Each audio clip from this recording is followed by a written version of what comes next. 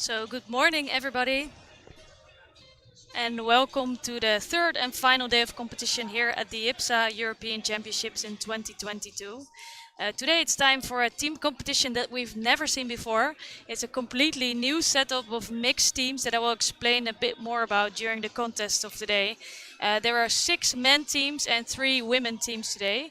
And each division we also have an Ipsa team, which is a combined team of nations. And the nice thing is that we are seeing both Ipsa teams on the mat in the first contest of this competition.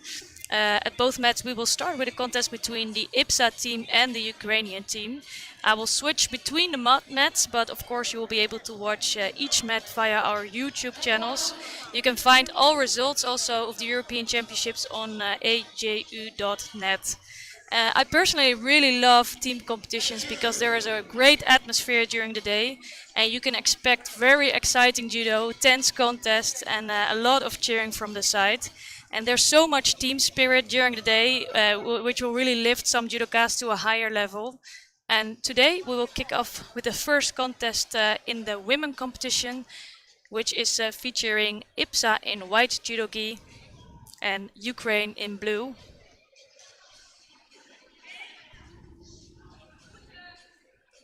And we have seen a team competition at the European Championships in Genova, but here we had the old classification categories where the J1 and J2 were still combined.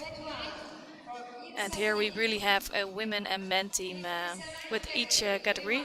So the categories are under 57, under 70 and over 70 for women in the J1 and J2 classification categories. And for men we have the same, but for the 73, the 90 and the over 90 kilogram category. So it's really a unique event, and I think we're all really curious what kind of judo we're going to see. And the nice thing is that sometimes you will see a mix of categories. So a 57 kilogram athlete is allowed to fight in a 70 kilogram category if there's no competitor there, so to complete the team. And the same is true for the J1 athletes that can fight in the J2 category. So you will see a lot of nice judo and some mixes. So in this occasion it's Maria Manzanero Ruiz for Ipsa and Natalia Nikolachik of Ukraine. And Nikolachik won the individual tournament, so it will be quite tough for Manzanero.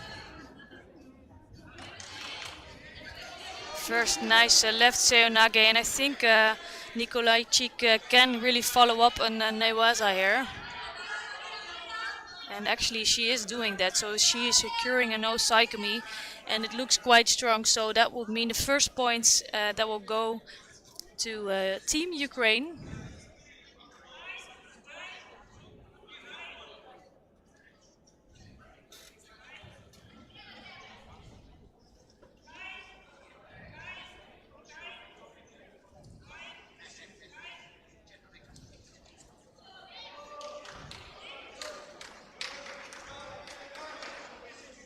And let's check out what's happening on mat number 2. And this is one of the contests already which I was mentioning. So in white judogi we have current world champion, and he's not the European champion anymore. He got silver medal yesterday, Alexander Nazarenko. He's of Team Ukraine, and he is facing Osvaldas Baraikis of Ipsa. And Baraikis is normally active in the 73 kilogram category, so he not only moved up a full category, which is a lot of kilos apart actually, but he is also facing the current world champion. So that's really a huge task to take.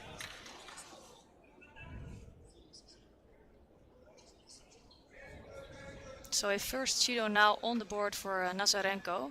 Baraikis is a really explosive athlete, so he can put some trouble for Nazarenko if he stays moving around.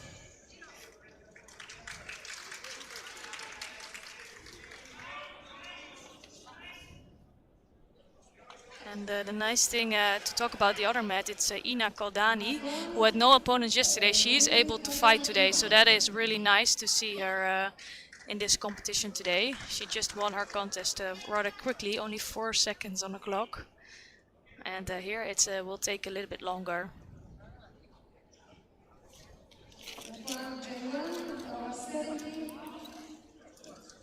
For Ukraine,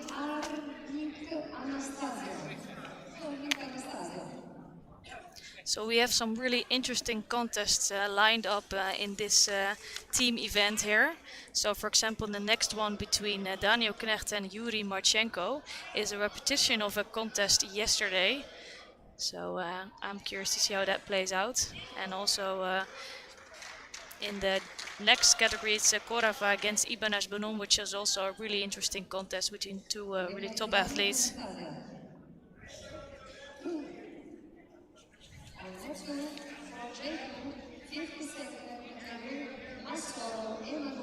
for Ipsa and 6 for Ukraine.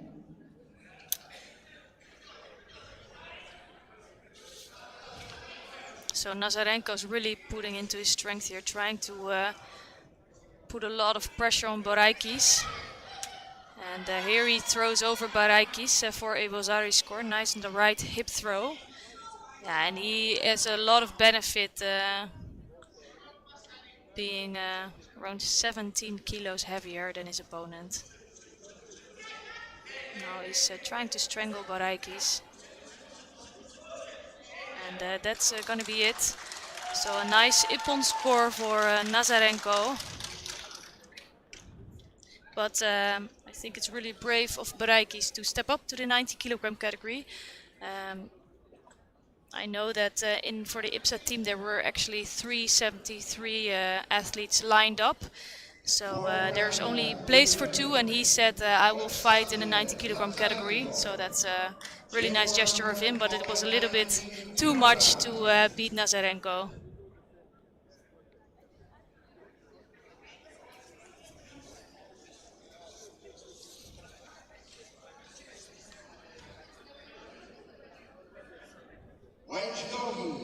Yuri Marchenko, Ukraine, Ipsa.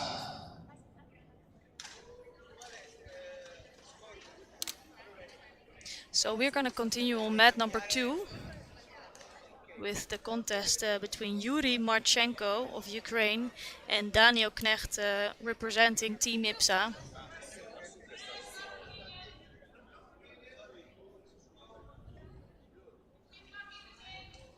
So what happened yesterday really happened yesterday. In judo everything can happen, so it could be that the one day in this case Marchenko beat Knecht, but today it could be the other way around. So it's a new contest here between these two athletes. Marchenko doing very well yesterday, picking up a silver medal.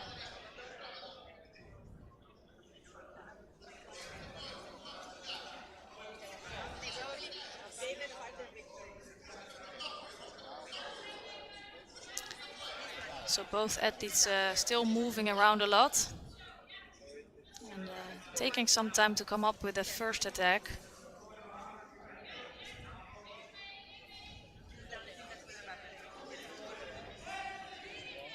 So I think Marchenko is waiting a little bit for the technique that's coming from Daniel Knecht.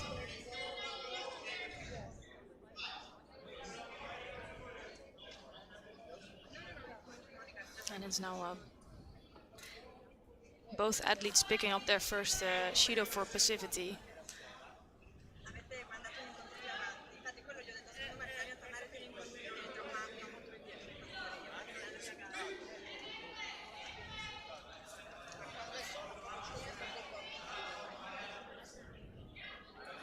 So not too much action still coming in this contest, but both athletes trying. So it's a left hip technique coming from Marchenko, but well stopped by Knecht.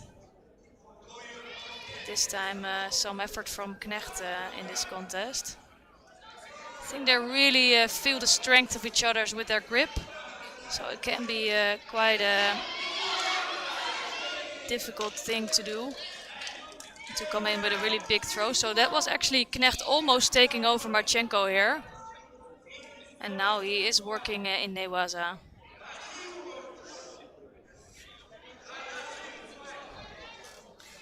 And it is a really important contest actually, because Team Ukraine have only 4 athletes here today, so that's the minimum you can have in a team in order to win a team contest. They have top athletes though. They have Nazarenko and Marchenko, who both picked up a gold medal.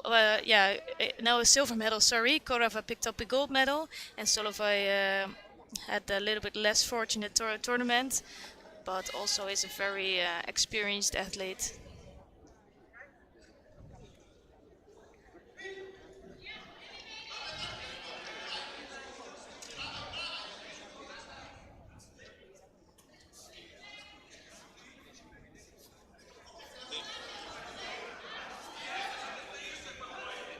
So for the men,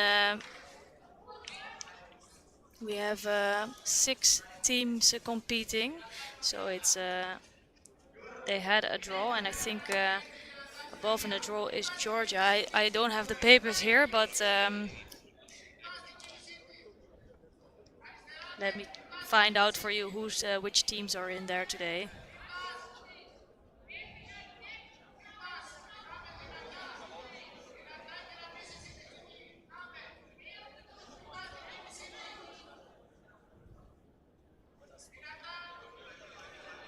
So the winner of this team contest will have to face Georgia in the semi-finals, and then we have another quarterfinal coming up after this between Italy and Turkey, and the winner of that one has to face the Republic of Moldova. And it's Knecht who is being awarded a Vasari for the takeover we just saw. So the referees took another look, and they decided that Marchenko fell on his back. So it's looking a lot better today than yesterday for Daniel Knecht. And it's still, of course, 2 minutes left in this contest. But it would be a really good win for him today, and a little bit taking revanche from yesterday. Really nice left seonage effort from Knecht. He's just now trying to escape a strangle from Marchenko. And I think that is really under, so he will have to try to avoid tapping out on there.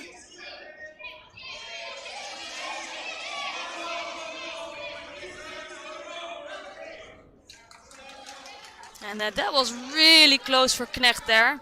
Marchenko, I think, had the lapel under the chin of Knecht, but couldn't put enough strength on there. So that was really a warning for Knecht.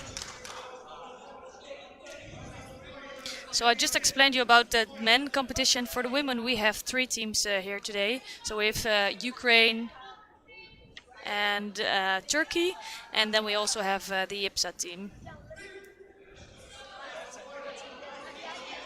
So it got on quite the exciting contest. There were opportunities for both athletes.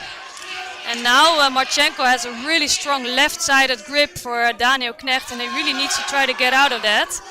And Daniel Knecht didn't succeed there. It looks like he's in a little bit of trouble with his knee, unfortunate. But it's Marchenko who just beaten Daniel Knecht.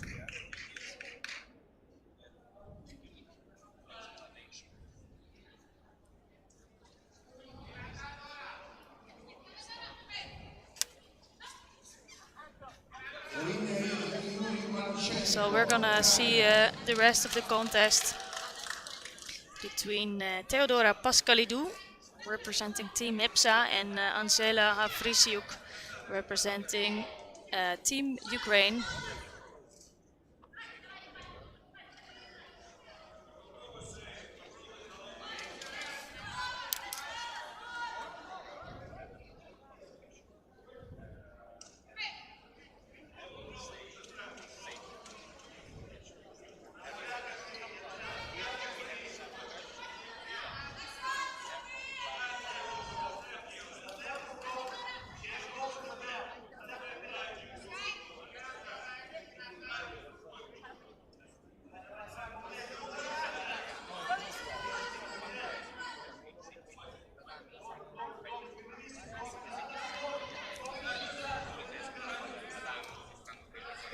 So it's the first Tumunage effort coming from Havrisiuk.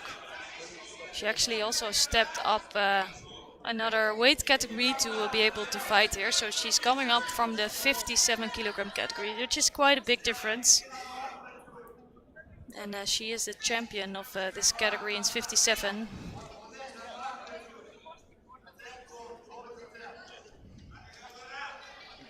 But it can be quite difficult to beat one from the 70, although I do think she has chances here.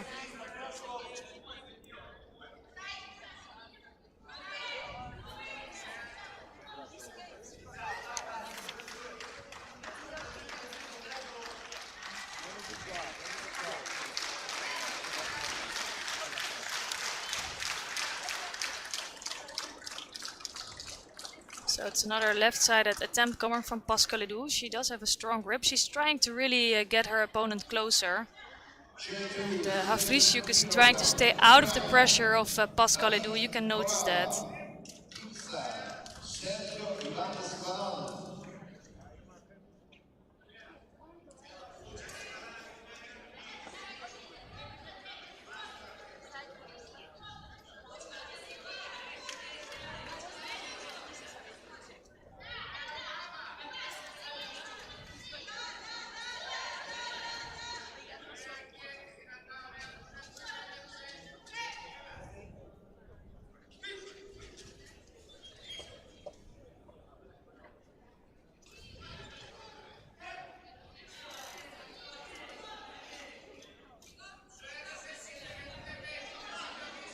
So it's Pascalidou now who picks up Bushido. She is moving forward though, she's really trying to attack.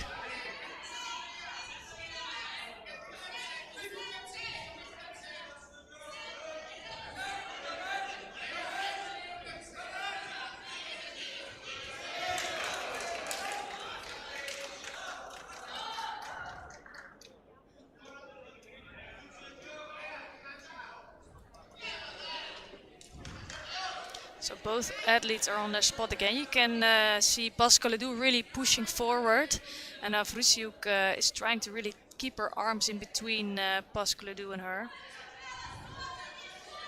And I think now it's a really nice left hip throw. Just not enough leverage to get a score out of it, but a really good attempt by Havrisjuk.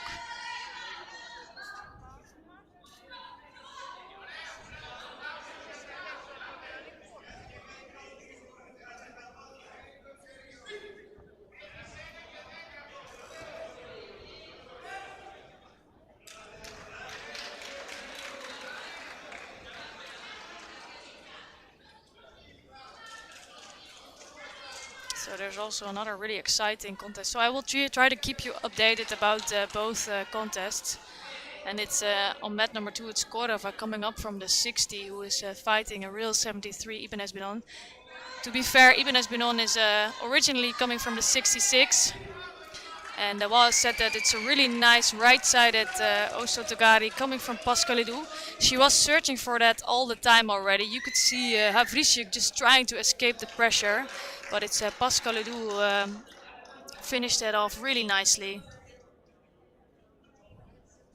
And I think that actually will mean a 3-3 score between these two teams.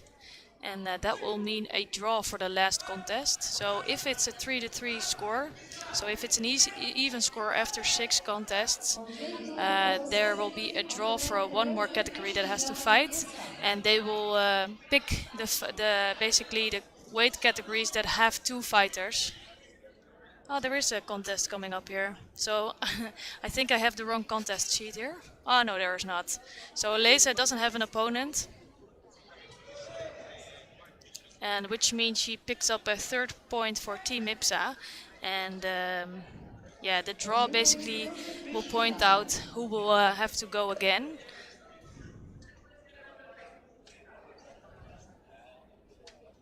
So I'm really curious who that will be. So it could be the 70 kilogram category J2, which will be a contest between Ina Kaldani and Lyudmila Yakimchuk. Which was won by Kaldani, but it could also mean a contest between Mazuru and Sik, which was won by Sik. So It really depends. Here we see the contest between David Corava, current European champion in the 60 kilogram category, and Sergio Ibanez Banon of Spain in the 73 kilogram category.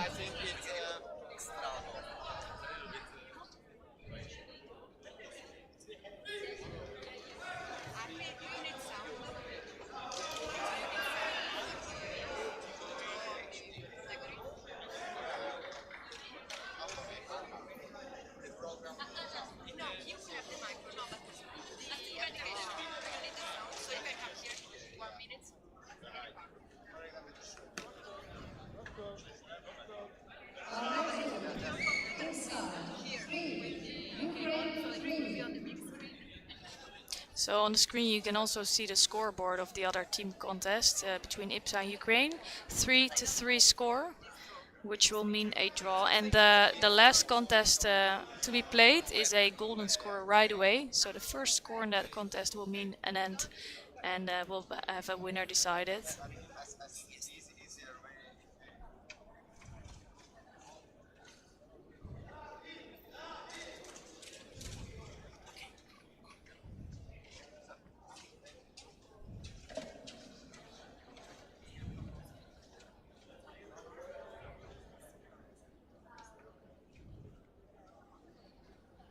So it's really exciting to see many of the athletes that competed already in the weekend are competing today again. It can be really tough if you had a really heavy competition yesterday and still fighting some fights today as well. But I think I would also never miss an opportunity to compete in a team competition, and especially not one like today.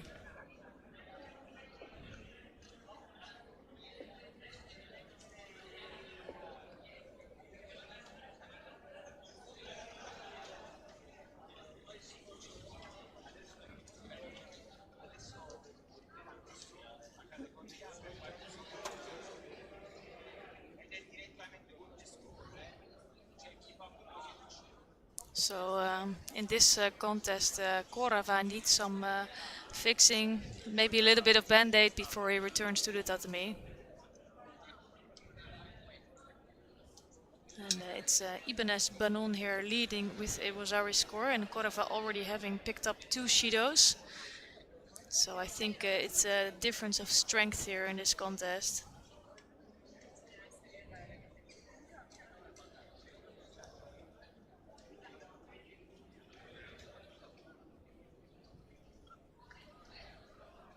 So Ukraine in this team contest already winning their first 2 matches. It's they didn't have a 73 J1 athlete, so it's Connor Anders here who took the win there for Team Ipsa. And also Norbert Foris, who is fighting for Team Ipsa, doesn't have an opponent. So that means actually it's a 2-2 score. And this and the next contest will decide who will be the winner in this competition. But it will very much be quite tight contests.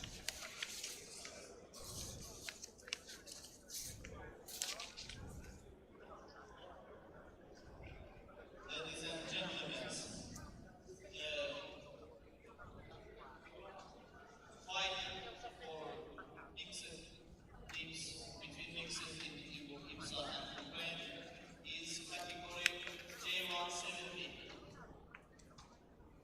We'll fight again.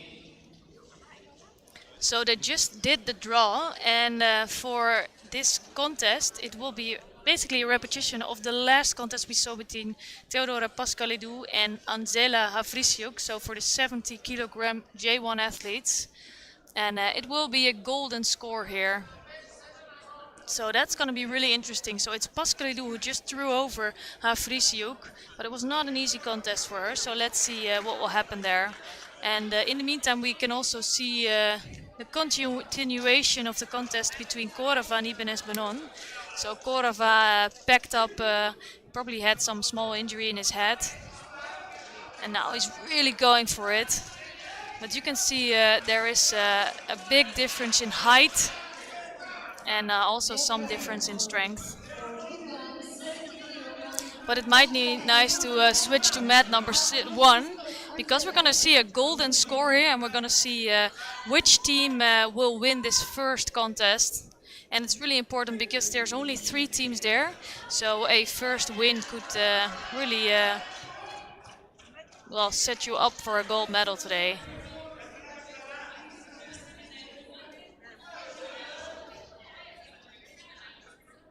So the referee here, Martina, is trying to give some last instructions.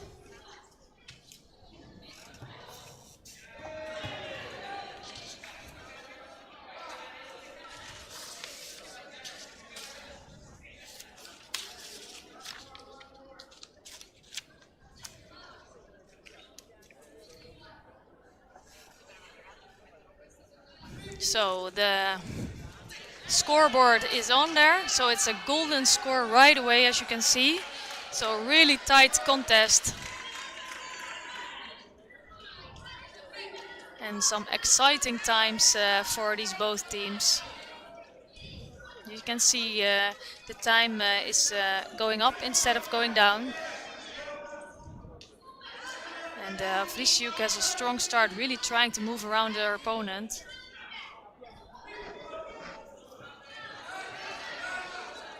So she's doing the best she can to stay out of the pressure and strength of Pascalidou. But it's not so easy with a 70 kilogram athlete on the other side of you.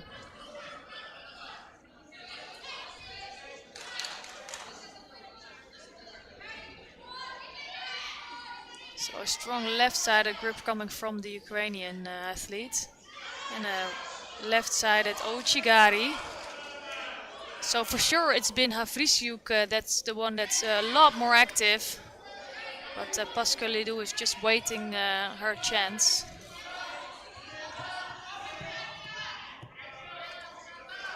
And it's a left-sided Seonage attempt coming from Vriesjuk, really nicely done.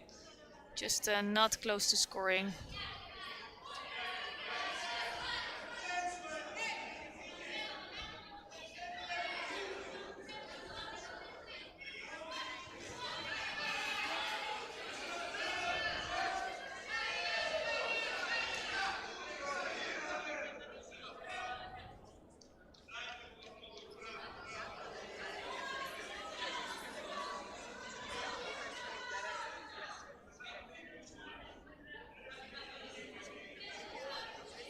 So referees making sure to have their grip again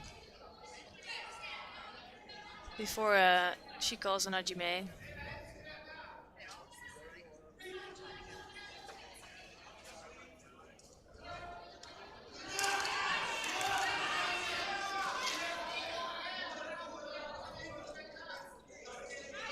So Pascalidou trying to get close to her opponent. You can see really here that Vriesjuk is trying to keep her arms in between.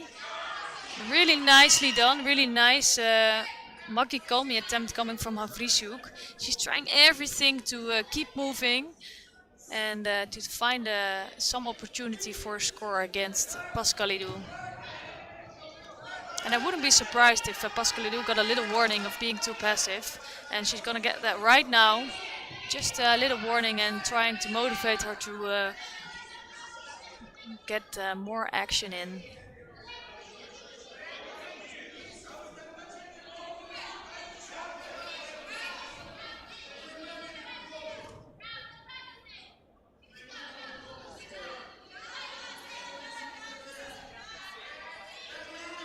Again, strong left-sided grip. So really good attempt coming from both of them actually. So both got in a good attack, just no scores yet, but it's getting closer to a score.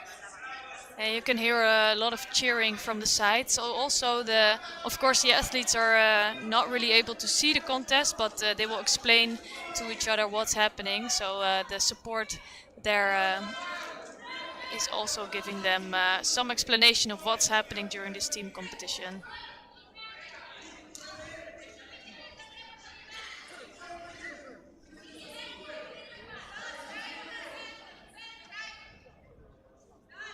So you can see there's a difference here in weight of around 13 kilos, which is a lot.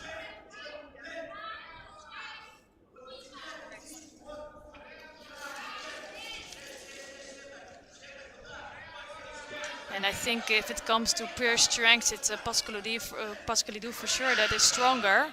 But Vriesjoek is doing a really great job in really basically keep standing, and now she's trying to work on Newaza.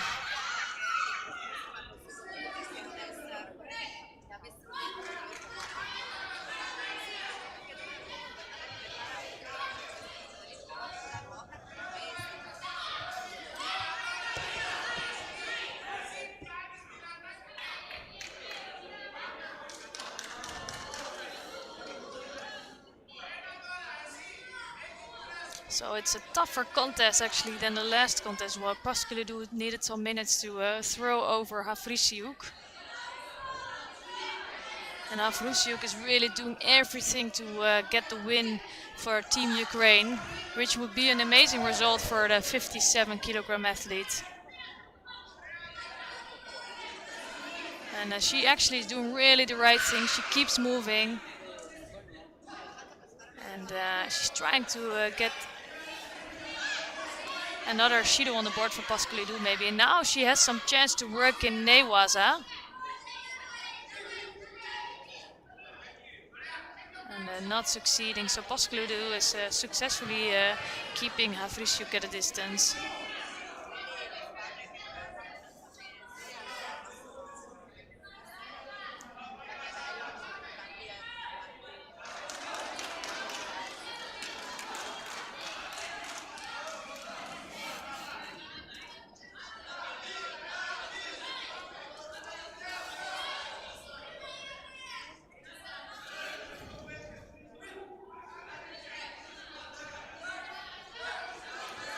So it's a left-sided attempt, so Pascalidou is really going for it now. She might be thinking that's enough coming from Vriesjoek. I really want to keep more active now. But she's not succeeding. She is really struggling with the strong judo of Vriesjoek. Ah, that was so close. Nice right-sided hip throw coming from Vriesjoek, and she looks a little bit drained, but it's I think quite logical after 3 minutes and 48 seconds in this golden score. And let's not forget that they just fought before, so just a few minutes before this contest they already competed.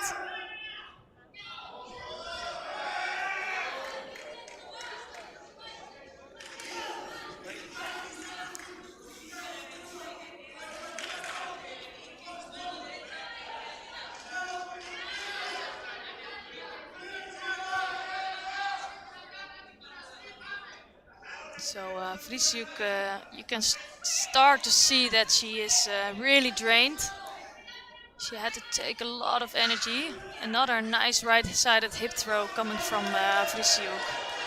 She's doing so well in this contest. A 57 kilogram athlete against a 70 kilogram athlete.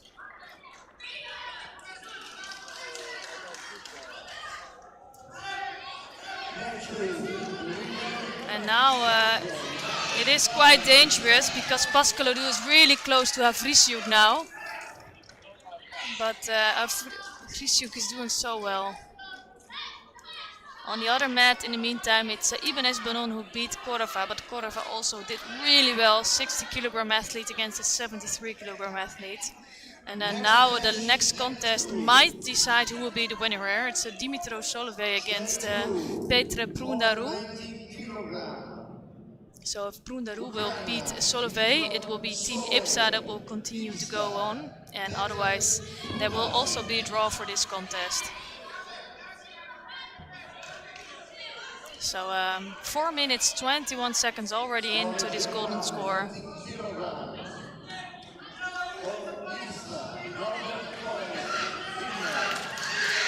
Ooh, let's see what the referees will decide there. That was so close to a score from Vriesjoek. Left-sided hip throw again. That was really the closest she got to scoring all contest.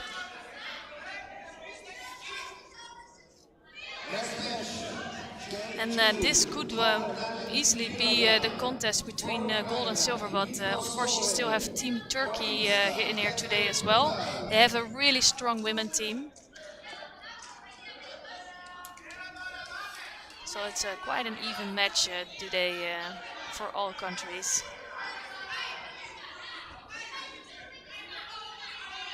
So now it is Pascaledou is coming really close to Avrisiuk. And she's really trying to get closer and put a lot of pressure on Avrisiuk, but Avrisiuk staying out. And again, it's a good attack from Avrisiuk there. So Pascaledou already on 2 shidos. And I think Avrisiuk does have it in her to beat Pascaledou. But that's easier said than done, of course.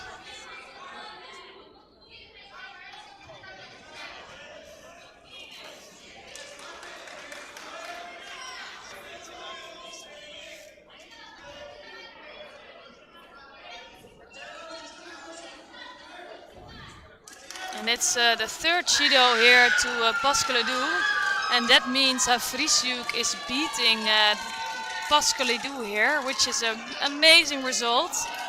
And it also means that Team Ukraine will take the first win here during this contest.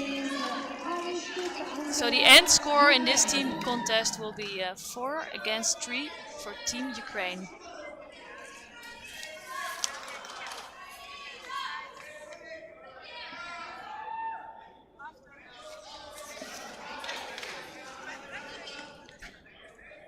So let's take a look at what's happening here in the last contest between Dimitro Solovey of Ukraine and Petr Prundaru of Team Ipsa.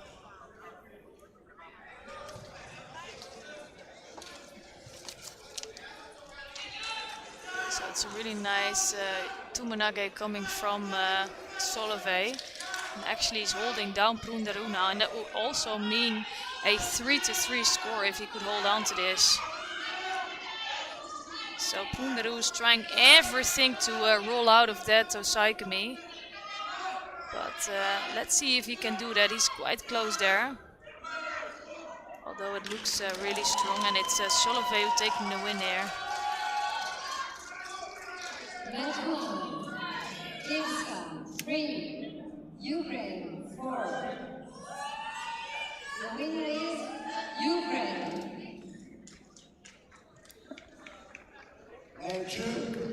So again, it shows how tight these contests are. So close to each other, and it's a 3-3 score here. So it will mean another contest between one of these athletes. Well, we'll see here. Giving some hands for all athletes.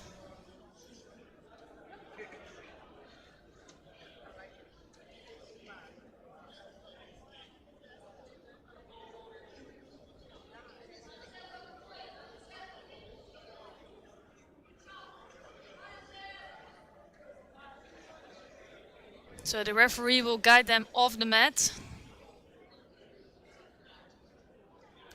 And it's a first team contest done here, and soon it will be the second one, but we'll have a short break for that because it's gonna be Team Ipsa right again, and they will be fighting Team Turkey. Turkey, I must say now. So here there's also the draw.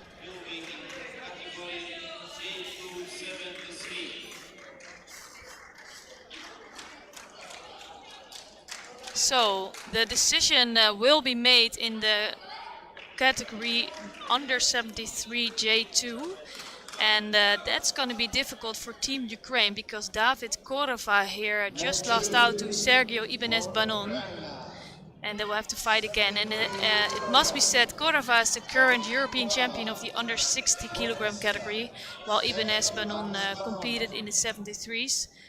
So it means a difference of around 10 to 15 kilos, which is a lot in judo. And let alone that Ibanez Banon is one of the taller athletes in this weight category, and Korova is quite a small athlete. So it will be really challenging to him, but it's not impossible. We've just seen Avrisiuk beat Pascaledou. She is the under 57 athlete against the 70, so it is possible. But let's see what will happen in this contest.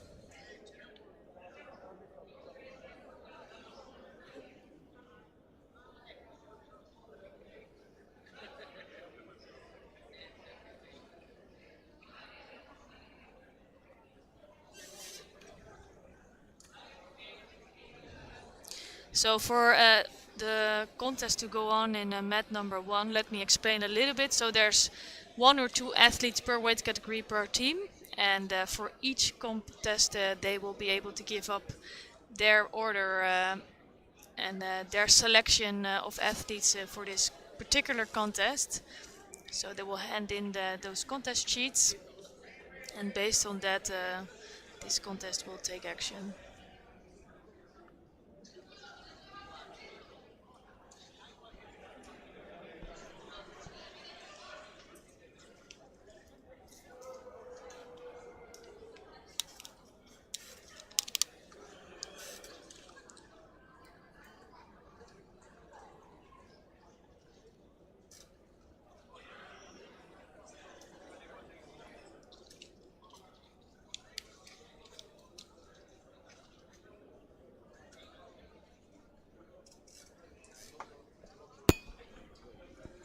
So David Korova picked up some head injury.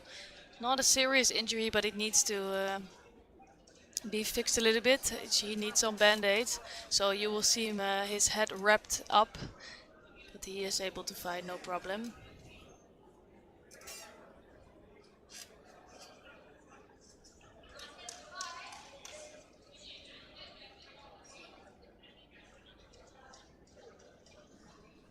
It gives also Ibanez Baron, it gives him some breathing time. It was a really tough contest, tough battle between these two. And Ibanez Baron managed to take out a win, but it was not an easy win for sure. And let's see what will happen during this contest.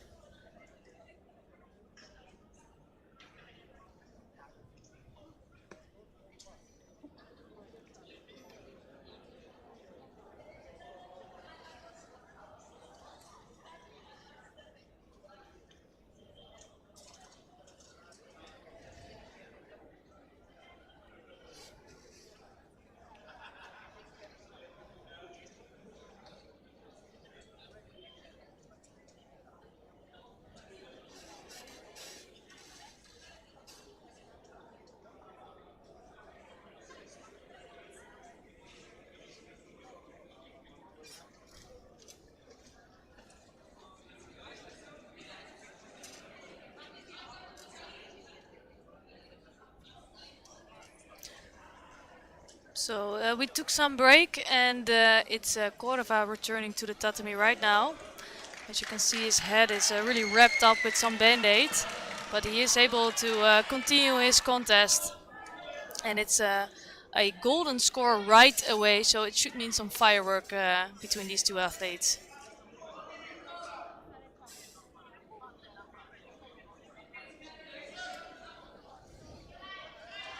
So Korova will really immediately put on a lot of pressure. He will try to do that. He needs to keep moving, because Ibanez Baron is the stronger athlete for sure.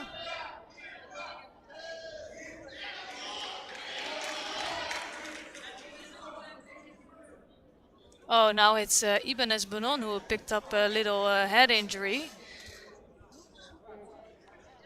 So it will mean some other time for the helpers on the side. And it's going to be 2 wrapped up people in this contest.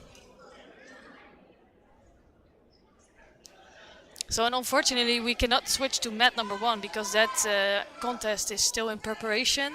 So both teams probably gave their teams now, and we need to wait for them to appear on the mat. And it will be a contest between the Ipsa team and Turkey. I will be able to tell you a little bit already about the next match of the men on this tatami between Italy and Turkey. So again, Italy here has only 4 athletes, a repetition of the Ukrainian team here. And Turkey will have a complete team, so they already have 2 points in their competition. But it's an interesting matchup here, and I think it should mean a really good contest between Italy and Turkey.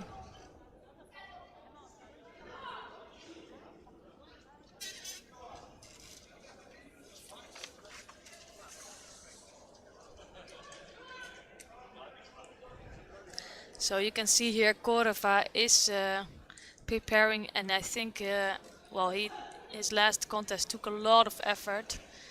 So he's trying to shake up his body a little bit to be able to perform well.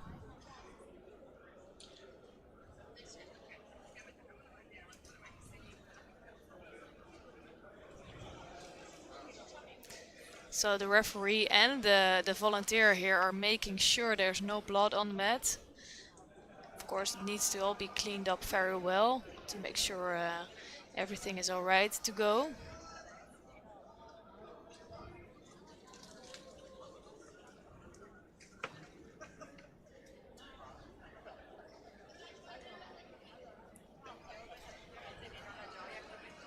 And I know actually it can be really tough if you're on the mat like Corova and you have to wait for your opponent to get back, because you need to stay super concentrated and you cannot really lose focus. So you want to keep moving a little bit, you want to stay ready to fight.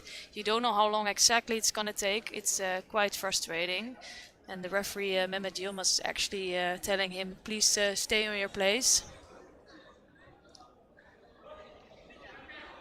And it's not really a good position to be in.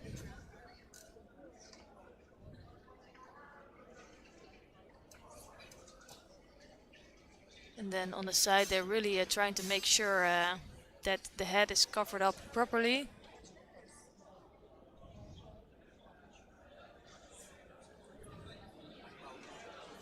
And hopefully they will be returning to the mat soon.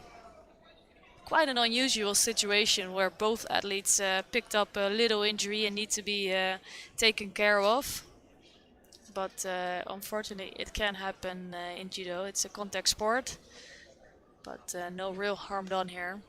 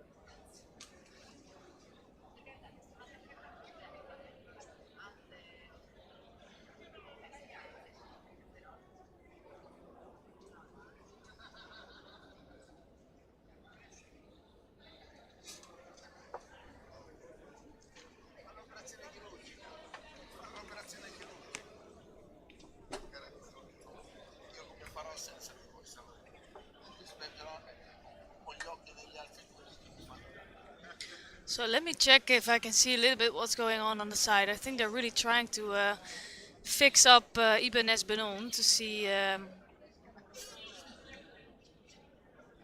and to make sure that he's able to continue the contest.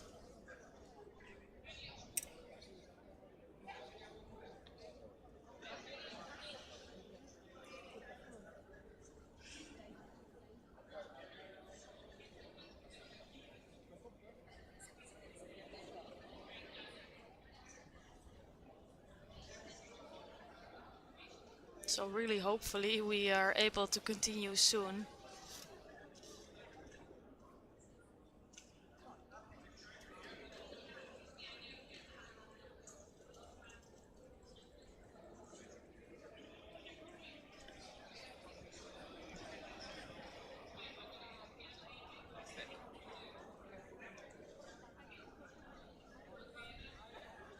So I think the whole competition and the whole venue is waiting for Ibanez Benon to return to the tatami. And I'm not sure if they're gonna wait for this contest to be finished, this team contest, before the two new team contests will start. So that will mean that number one will also start after this contest between Ukraine and Team Ipsa.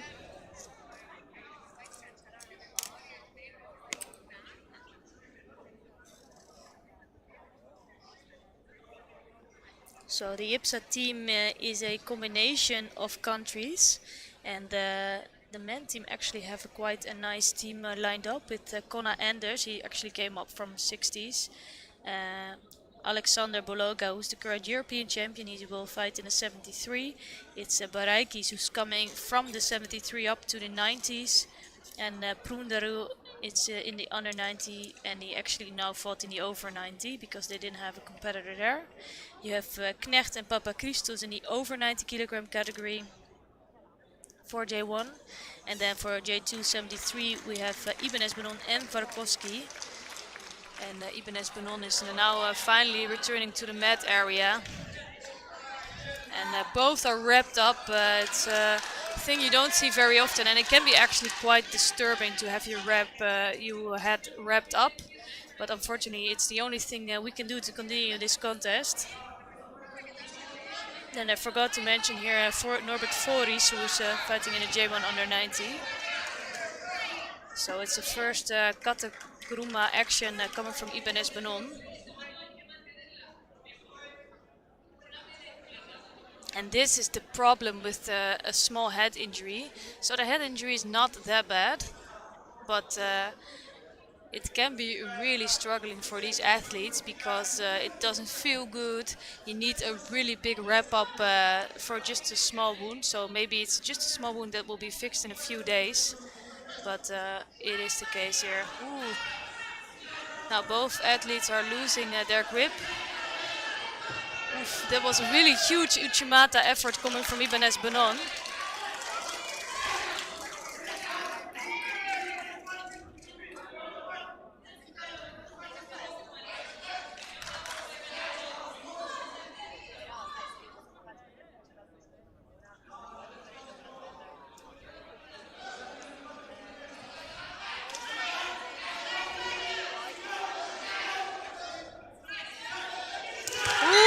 Cordoba just threw over Ibanez Benon. That's a huge surprise. And Team Ukraine takes the winner against the Ipsa team. How frustrating is that for Ibanez Benon, who just beat Cordoba before. And as I said, Judo will mean some surprises coming up today. And it's Cordoba, the current European champion of the under 60 kilogram, who beats Sergio Ibanez Benon.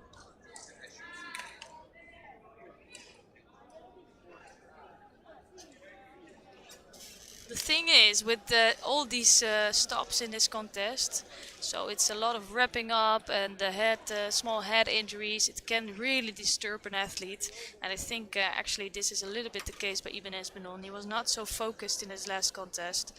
And it's really unfortunate for Team Ipsa because they have a really nice team, but they are not able to take the win here. They will have a rugby charge, actually they will have a chance to win a bronze medal later today. And for that we would need to see, first we'll need to see the semi-finals, so that's not up until a few fights. And Ukraine here qualifies for the semi-finals and they will have to face Georgia. Ukraine 4, Ipsa 3. The winner is Ukraine.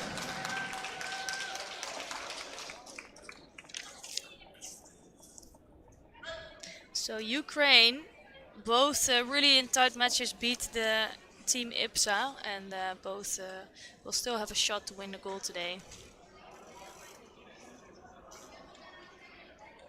So I just received the match sheet for the women match between Ipsa and Turkey. So it's a really interesting matchup. In the J1 under 57 kilogram category, it's Ina Cernay against Merve Uslu. And Merve Uslu had a bit of a disappointing individual tournament. but she might get a rapid charge today. And then we have Ina Kaldani, who unfortunately doesn't have an opponent again. So she really has a disappointing weekend because she just doesn't have enough opponents this weekend, and it's really a big shame. And she is in a really strong category in the 70 kilogram J2, but most of the top athletes, they come from Brazil, Mexico, from other nations and from other continents. So for sure the World Championships that will take place in Baku will be a really strong one. But here in Europe she doesn't have too much opponents.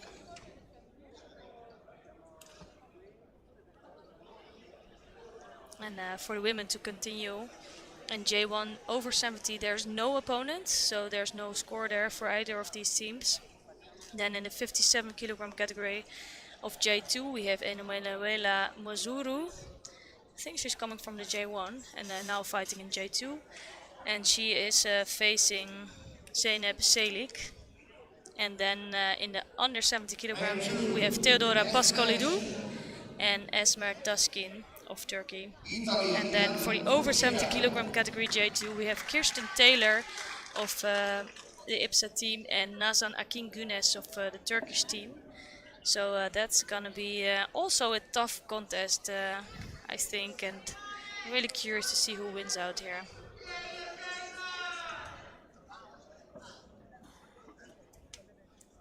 So on mat number 2, I see the Italian team lined up with in there Fabio Serafini, Simona Canizzaro, Michel Mili and Valerio Romano Teodori. And actually the Turkish team is also coming there. They have a complete team with Kochi Yavuz, Gökhan Biser, Onur Tastan, Recep Şifçi, Yasin Simsiler and Ibrahim Boluk Basin. They have a really big advantage here with already 2 points, and you need 4 points in order to win a contest.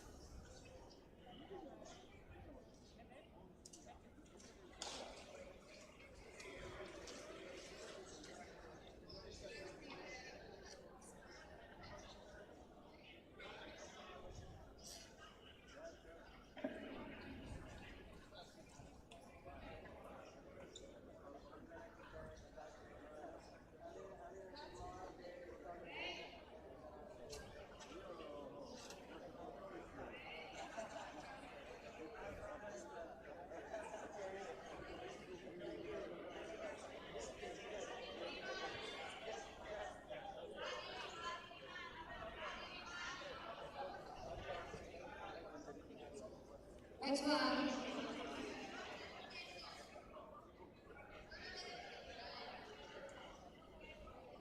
In white. J1 73 kilogram, white judogi from Italy, Fabio Serafini. Blue judogi from Turkey, Gökhan Yavuz.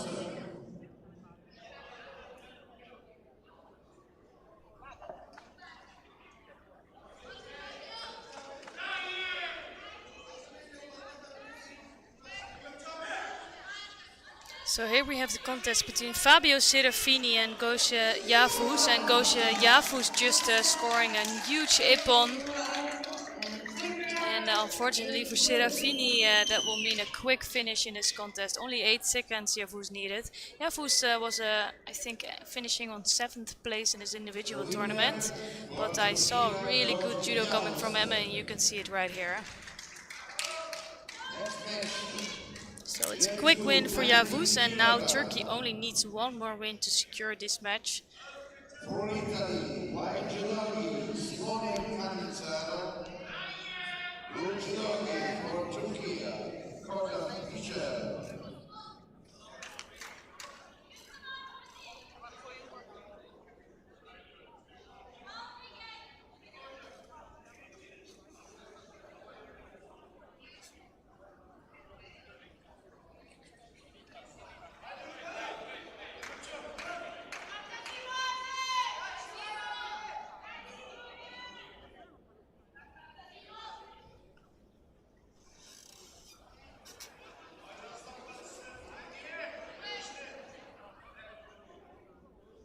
So Biser is actually a J1 athlete here, but competing in a J2 category. It's Simona Canizzaro in white judogi for Italy, and Gökhan Biser in blue.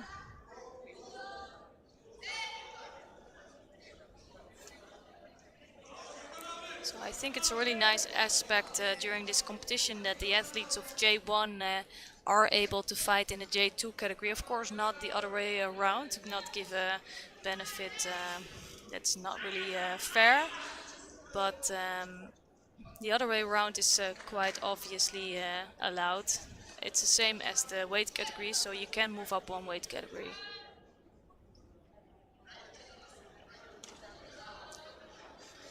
Some kicking going on here in this contest.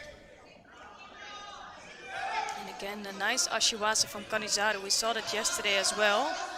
And now followed up by Katakuruma, but nicely stopped by Biser. Biser is a really strong athlete, so I'm doing really well in the individual competition. And Canizzaro, in my opinion, is improving each competition. He's a really strong athlete, and I think we're gonna see more of him in the upcoming competitions.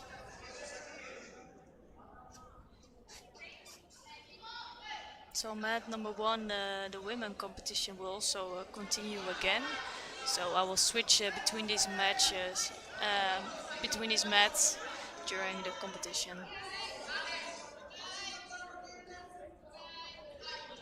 Match 1, in white of Ipsa, and match number 1 in blue, Turkey.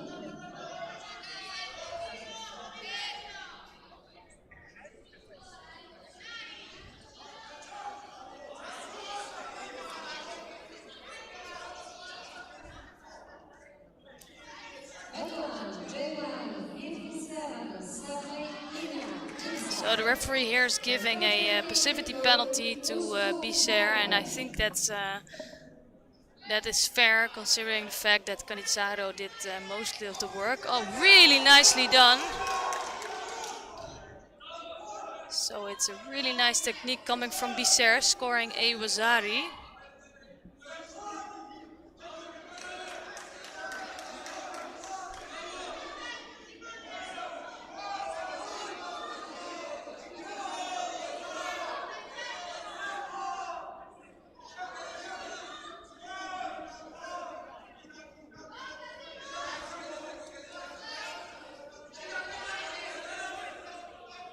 So it's really nicely done by Biser.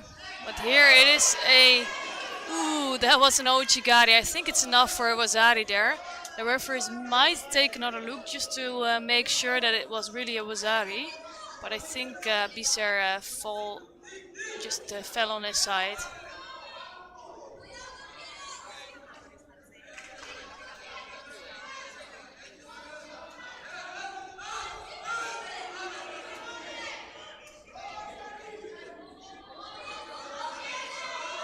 So the referee is asking for some replay of that last action.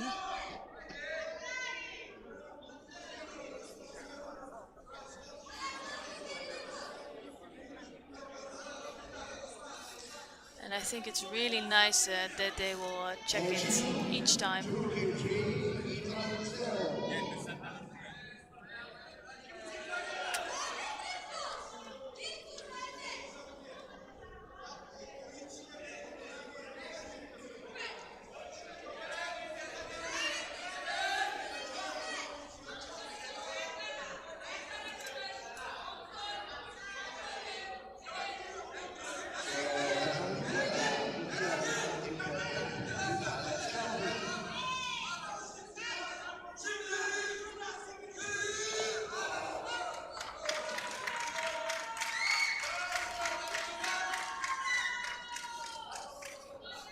On the other mat, Merve Oesloe just beat Ina Cernay, and she's very pleased with that. She took a bronze medal as the number 1 seed. She took a bronze medal in the individual competition. But now she is taking the win for her team.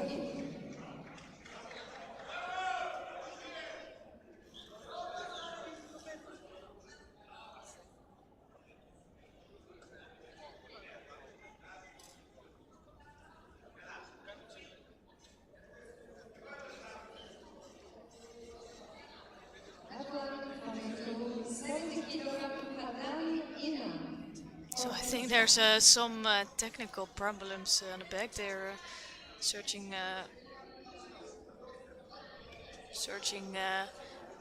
where the attack was, and to really make sure that Bisser landed on his side. If that is not the case, if it's not a 90 degrees fall, then Canizzaro won't have the Wasari on the board.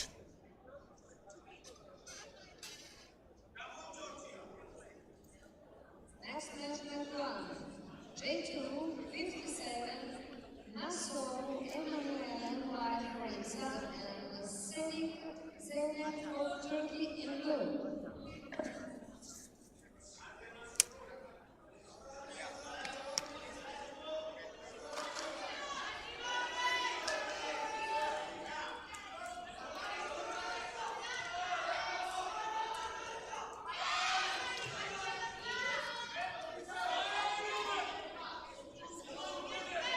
So it's a really good contest between these two athletes. Another good attack coming from Canizzaro.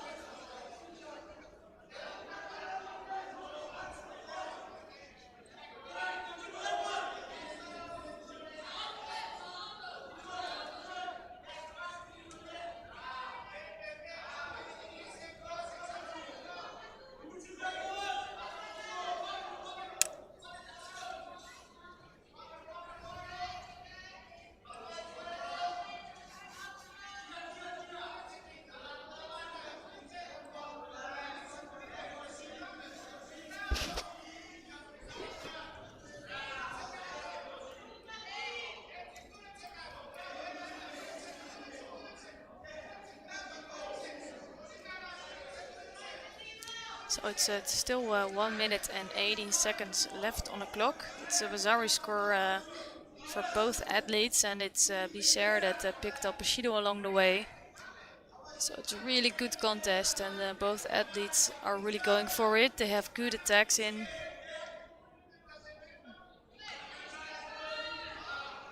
And another right-sided Makikomi, but he leaves himself quite vulnerable.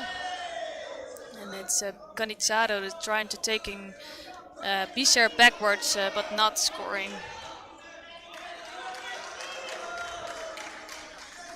And Selik on the other mat just secured her win against Masuru. It was quite a tough contest because Masuru is fighting normally in the 48 kilogram category in the J1. And she now was competing in J2 under 57 category. Very brave decision for her, but she could not beat Zeynep Selik here.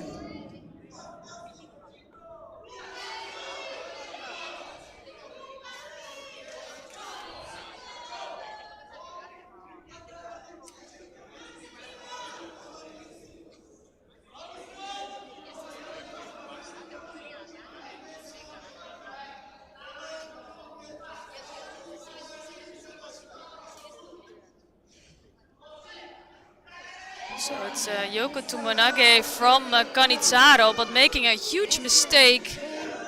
Ooh, that was so close. So it was Canizzaro coming with the Tumonage, and then Bisser almost taking advantage of that, taking Canizzaro in a hold down. But Canizzaro managed to escape that one, so he got a big scare there.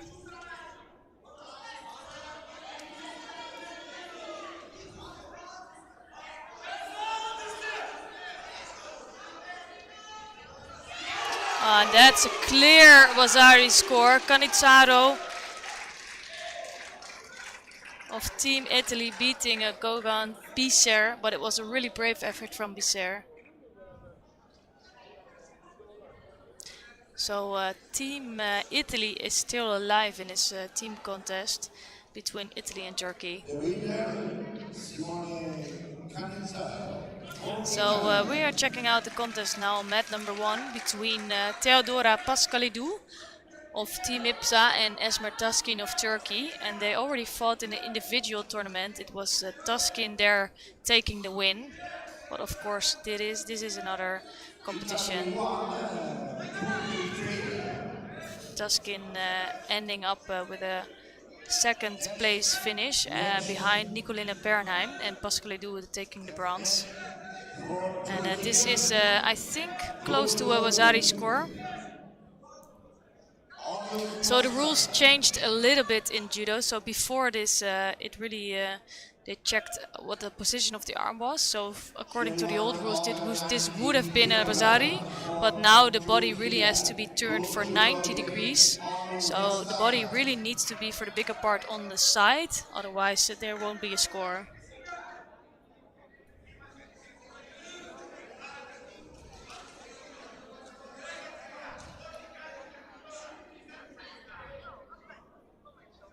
The winner is Taslan, Turkey.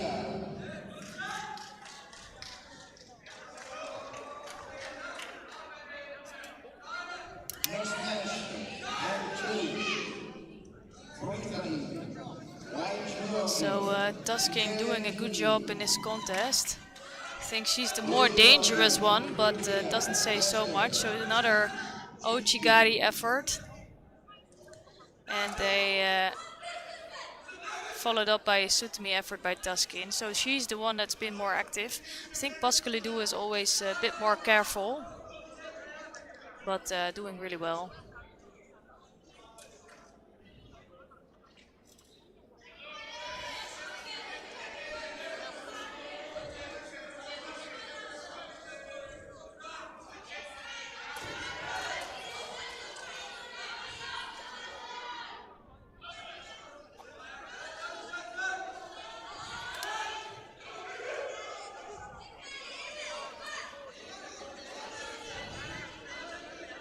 So it's a strong left-sided handed grip from Pascalidou. She does have a good grip here, and she's trying to come in with a Haragoshi Ochigari. She's really trying to get closer. But no scores yet. She does have a Shido on the board. That happens to her a lot actually, because she's not moving around so much. She's waiting quite some time within her attack, so she's likely to look a little bit passive.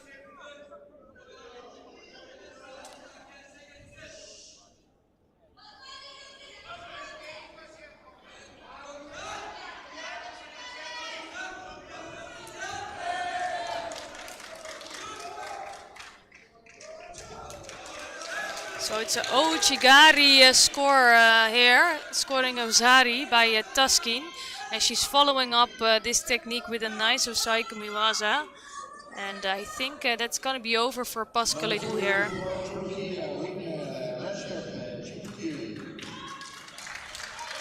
So actually this is securing the win for Turkey. It's really unfortunate for Ipsa.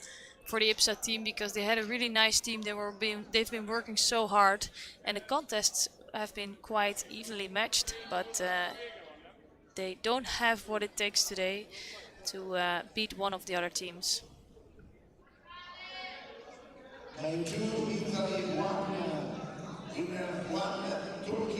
So although the Ipsa team doesn't win any of their matches today, it's a really nice opportunity for many of these athletes to experience the team competition, the team feeling, because many of these athletes are just maybe with a team of 2 or 3 or sometimes 1, so they would never have the opportunity to fight in a team, and now they have, so that's a really nice experience.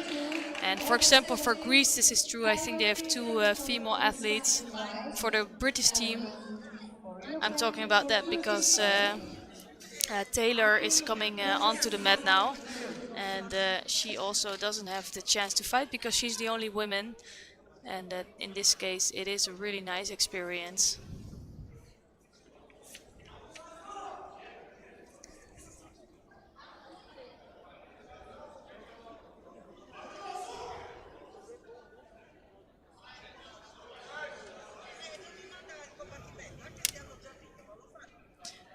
So on the mat number 2, they have just decided to win. Turkey with the win of Receptivity over Michel Milli. They just secured their win. So in case there's 4 points for one team, there won't be any more matches. So in this case, Yassin Simsiler and Valerio Romaro Teodori didn't fight anymore because there was already 4 points for Turkey.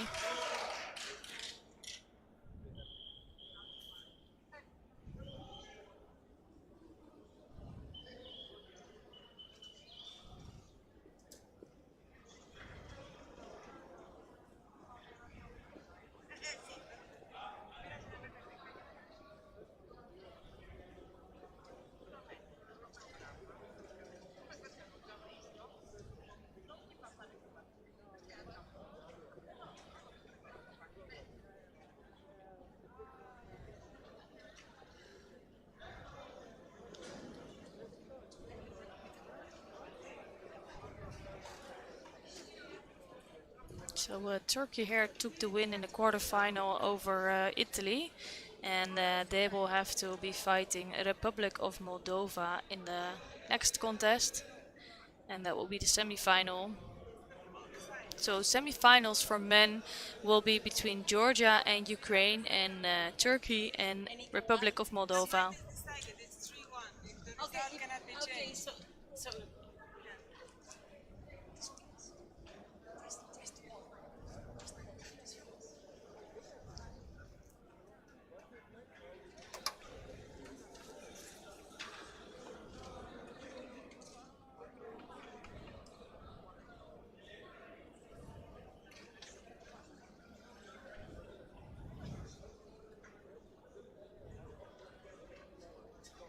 So actually on mat number 1 the fight is also finished. It is Turkey that also takes the win here. 3 against 1 for Ipsa.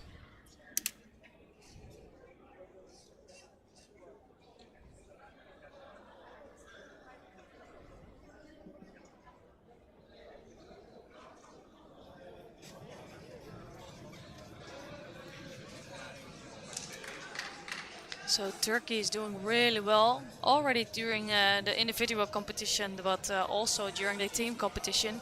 I think really the top teams this weekend are Ukraine and Turkey, both picking up more than half of the gold medals here. And it's Ukraine actually that picked up most individual gold medals with 4, and Ukraine picked up 3. Turkey picked up 3. So I think today it will be a really good matchup between Turkey and Ukraine.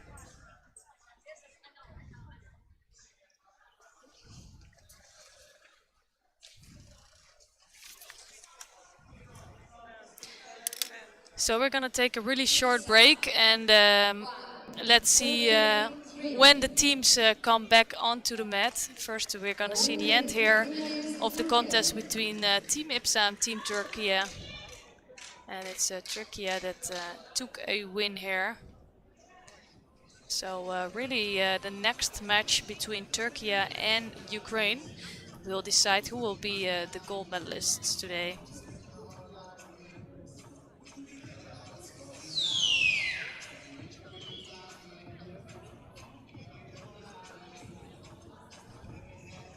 So there's always a lot of friendship going on. You can see that right here.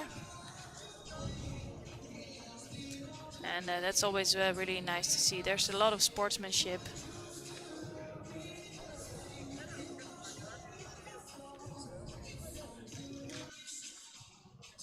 So Team Ipsa is done for today, at least regarding the female side. So the women team unfortunately took 2 losses today, so they will finish 3rd during this European Championship, but it must have been a really nice experience for them to be able to fight once more. Also we saw Ina Kaldani in action, the number 1 for the under 70 J2 athletes, and it's good for her that she got at least some competition in. So for the contest between Georgia and Ukraine, we have an interesting matchup because Georgia has 5 athletes in and Ukraine 4. And there's already a 2-1 score when they start the contest. So Shio Brishvili doesn't have an opponent in the J1 under 73 kilogram category. And then we have a good matchup between Georgi Kaldani and Dimitros Solovai. That's going to be interesting. Georgi Kaldani stepping up from the under 73s. And we then have a win for Yuri Marchenko because he doesn't have an opponent there. We continue the contest with the under 73 J2 category with Georgi Gamjashvili and David Korava, the under 60 kilogram European champion. Then we don't have a under 90 kilogram J1 athlete. Georgi Beritsa here is going to take the win. But in the last category, it's going to be such an interesting matchup between Lasha Kizilashvili and Alexander Nazarenko. So it's both of them actually competing in the under 90 kilogram J2 category. And it's going to be a really interesting matchup. And yeah, I don't think they fought in the individual competition. Let me do a double check for that. But Kizilashvili lost out there to Lachumania and he picked up a bronze medal. And Nazarenko actually also lost out to Lachumania. So it's really good for these two to have another contest. That only will happen, of course, if Georgia doesn't win the first two matches. So we hope to see you back in just, I think, a minute or two. It's going to start quite soon.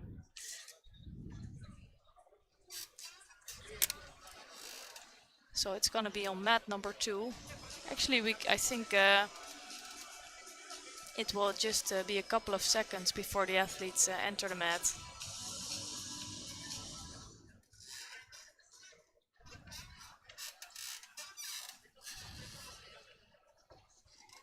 So this is the semi-final, and a win in this match will mean a medal for sure. Georgia, Ukraine.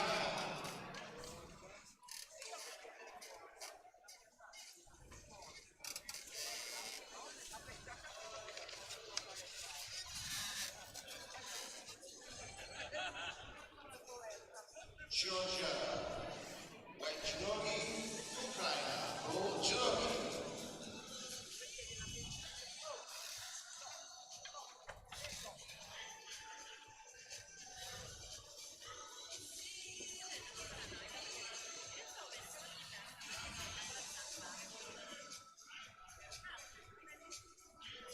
So here the athletes come on to the mat area.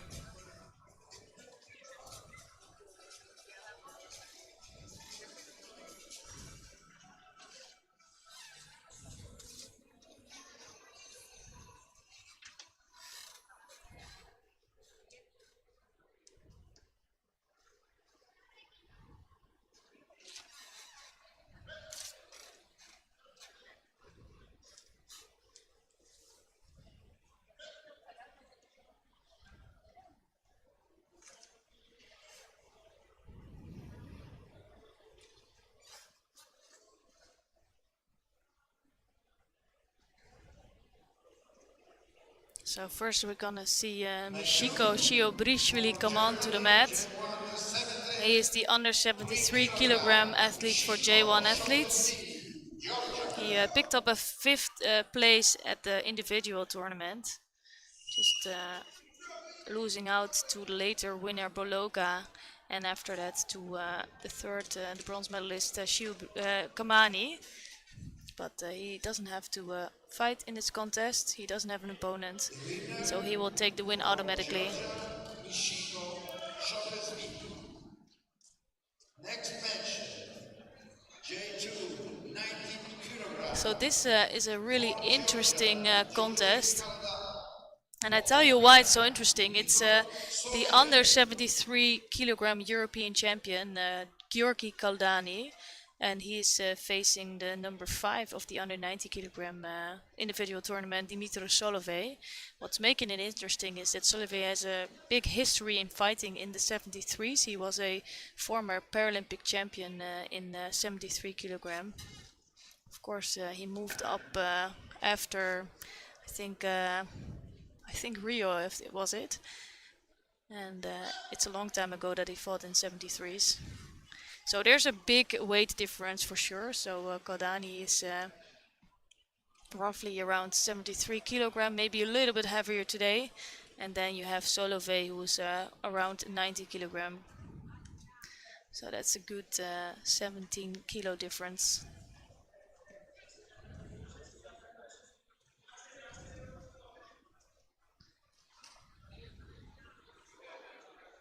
So you can, it's funny to see because Kaldani I think is one of the physically strongest in his category in 73s. But now he cannot really rely on that strength. He really needs to keep moving around. But he is really good with his Ashiwasa. So it's a first, ooh, that's dangerous.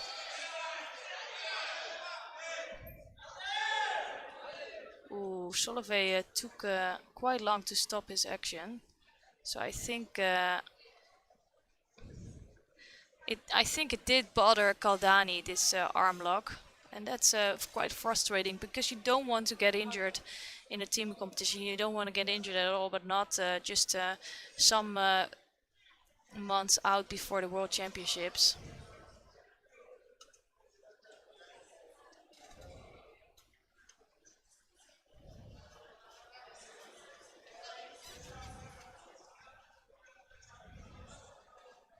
So let's see if Kaldani can bring some good action in this contest.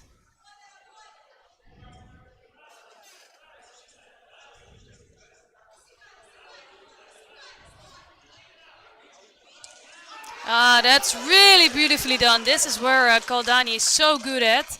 His Ashiwaza. I think many people are warned for this, but Solivay made a mistake there and go over some beautiful combination of attacks. So it was our lead now for Kaldani.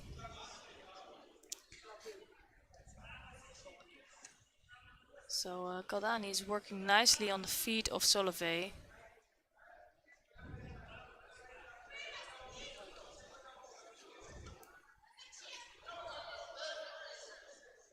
And I think what Solove wants to do here is go for that arm lock again. He knows he bothered Kaldani with that.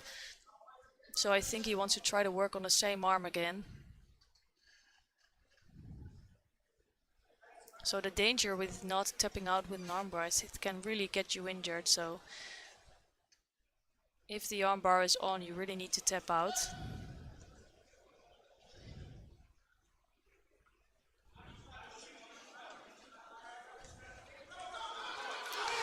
And ooh, I think that is gonna be enough for the win. They're gonna check if it's a second move. So I think it's actually it could be cancelled there because it was not a continuous movement. So you could clearly see the first landing of Solove was not on his side, and the second landing and the second push of course got him on his side, but it's not going to be enough for a Iwasari score. So I think, but let's see what they decide. It depends also of the landing of the first attack, so it could be that the first attack was enough. So they are cancelling out the Iwasari just because I explained, so it was not a continuous movement. Unfortunately for Kaldani, because he's doing so great.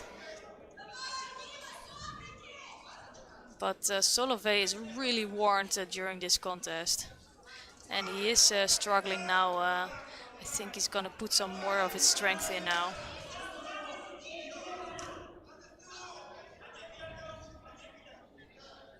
So they're both really working on their gripping. So of course in Ipsa Judo you can re-grip, but you need to have two hands on your opponent basically almost all times, except for an attack or a re-grip. So it's a really active and attractive contest. Oof, almost going in, both athletes. I think they're struggling with the grip actually of each other. And Solove is really struggling here with his 73 champion.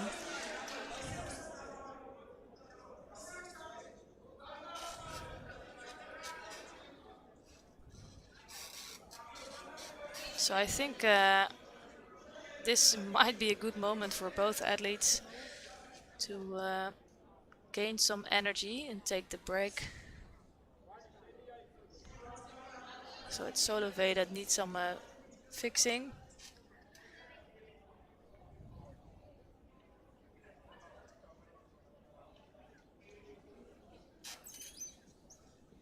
And let's see what they're gonna do there. So it's Goldani that's been looking really strong during this contest. I think it's amazing that if you're fighting an athlete that's so much heavier, to stay in control like that. That's really amazing. And it shows how good he actually is.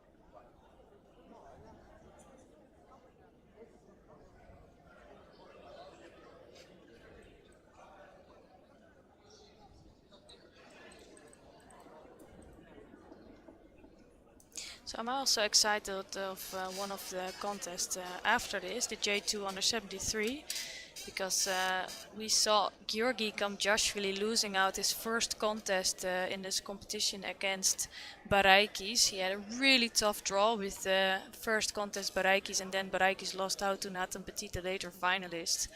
So I think he had a little bit of bad luck in the individual competition, but he can have a good go here against David Korova, the European champion of the under 60 kilogram category.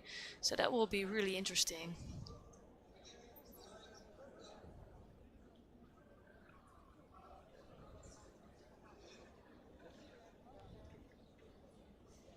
So Korova is returning back on the mat. And let's see if he got the... You can really like refocus during a break like this, so it can really change the contest. So Korova is really going for it. And again, Kodani is just, he has really a good feel for judo. He's so good with his feet and also with the movement of the opponent. So he really is aware of how his opponent is moving.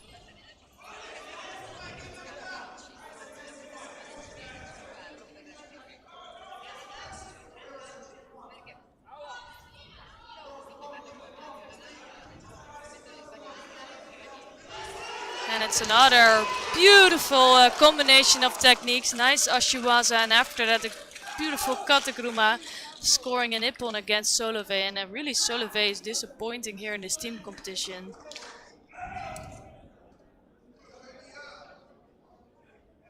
So Georgia just needs one more point to secure their win and qualify for the final. And I think things are looking good, but they will have to win the next contest. Georgia 3, Ukraine 1. So it's only the 1 point difference for Georgia to make their win secure, but it is interesting because Korova just in the other match beat a 73 athlete, Ibanez Benon, so it is possible for him to win even in the 73s. And then we have a clash between Kizilashvili and Nazarenko, so it's still not over, this contest and this match between Georgia and Ukraine. Here you have Yuri Marchenko, the plus 90 kilogram athlete of the J1 category. He doesn't have an opponent, so he will take the win here.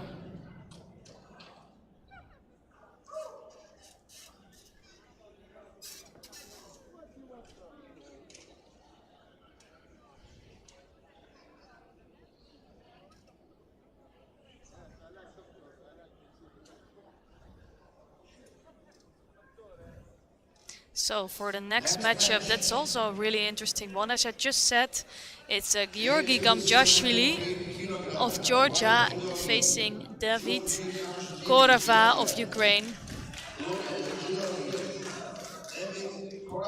Ukraine.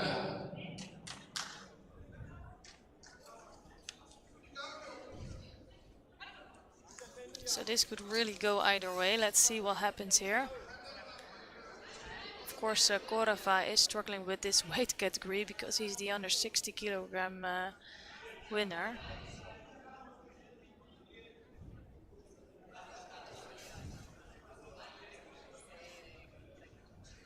So Gamjashvili is not moving around as much as I think Ibanez Banon in his last contest. So a nice right-sided attack coming from Korava, really explosive move.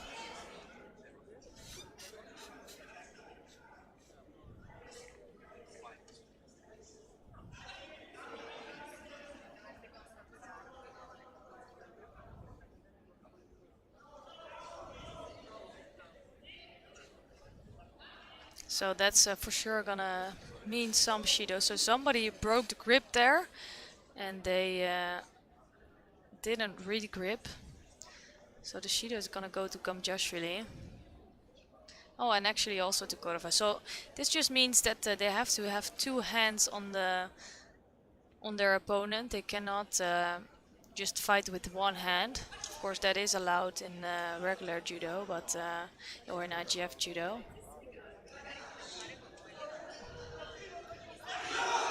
And this time, Gamjashvili throwing over Korava. I think this is a big weight difference. I think they will check if it was a Uzari or Ippon, but probably it was Korava completely going over. Nothing to do there.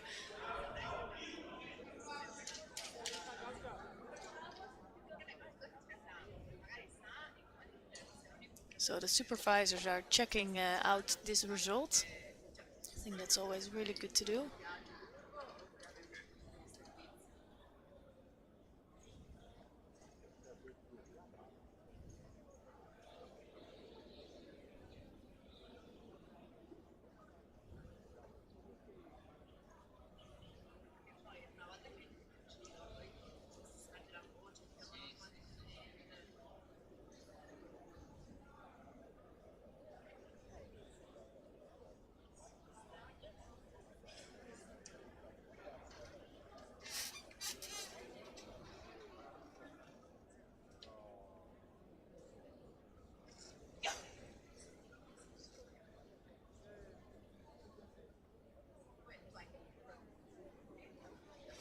So they are discussing what exactly happened. It's unfortunate that we don't have a replay, but of course you can check out the replay yourself and see what happened. But the referees are discussing what decision will be made in this contest. Would be fun to see this contest going on a little bit longer, just because it would be really interesting contest.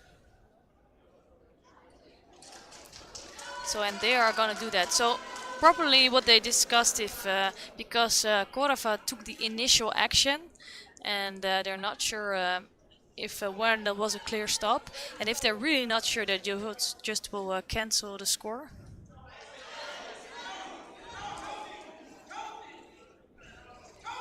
Left Seonage attempt coming from Gamjashvili. It's brave of him to try to drop underneath Korava, who's a bit smaller than him.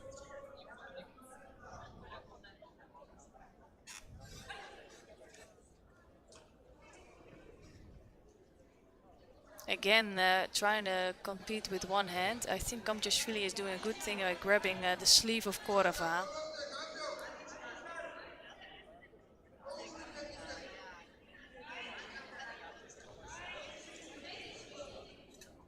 Korava basically pushing out his opponent here. But it's Gamjashvili who's now just picked up his second Shido, so clever work from Korava. He saw that his opponent was quite on the edge and not paying so much attention, so could easily put him outside of that area. So actually Gamjashvili cannot make another mistake again. And that changes a little bit, well, the contest, because Gamjashvili will have to be a little bit more careful. For match 1, next match, Ukraine, Turkey.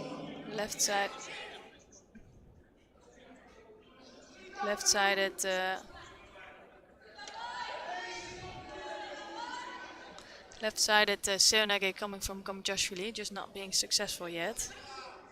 It's really a tough contest, this one. Oh, really nicely done. Right-sided Seonage. Korava is doing really well against Gamjashvili because he's now leading with a Wazari score. And Gamjashvili already has the 2 penalties, so things are not looking so good for him. And I hope he really can find some new energy to make this contest more interesting for his side. But I think Korava is doing really amazing today. So Team Ukraine, can they take another win in this contest? Not sure what they're gonna do, because I didn't check so much who is breaking the grip all the time. So for sure they are breaking the grip, which is allowed if you immediately regrip, but in this case it is not allowed. So they have to check if in this case Korava takes breaking the grip, but if they both break the grip, actually it was Gamjashvili. So that's really, I think, poor judo of him, because you know that in VI judo you cannot break the grip like that. So I think he just didn't have a really good contest here. But it makes the match between Georgia and Ukraine a lot more interesting. The score now being 3 for Georgia and 2 for Ukraine, but it's still a really heavy contest coming up between Lasha Kizilashvili and Alexander Nazarenko. And I think the best papers are in hand of Alexander Nazarenko, being the current world champion. For Turkey, Uslu Mete.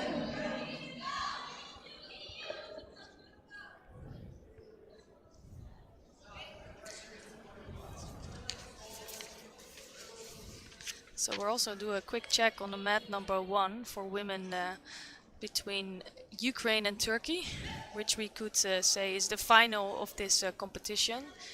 And Anzela Havrisiuk in white judogi and Merve Oslu in blue. So I think, well, this is gonna go on as soon as the other match will start. We're gonna take a look at mat number 2. Because it is quite interesting to see if Kizilashvili can take the win for Georgia, or if Nazarenko will decide to make it 3-3, which will mean another draw.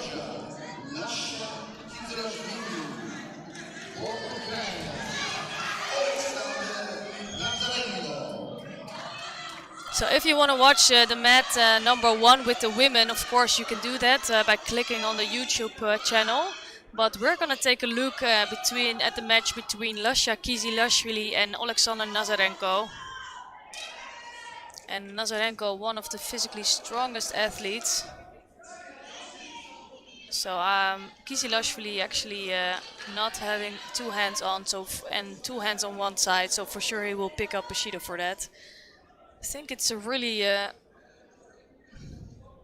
it's not the best beginning if you pick up a Shido after 12 seconds into the contest. You only can pick up 2 Shidos before you lose the contest. He's doing that again, so I think he's just struggling too much actually with the strength of Nazarenko. And if it continues like this, Nazarenko won't have to do much.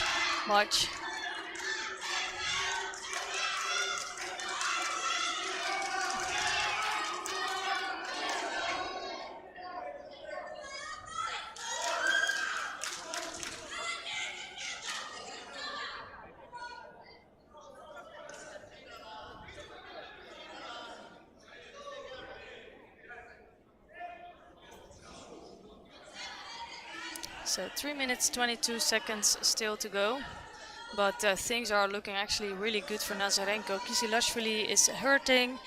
He is struggling a lot with the physical strength of Nazarenko.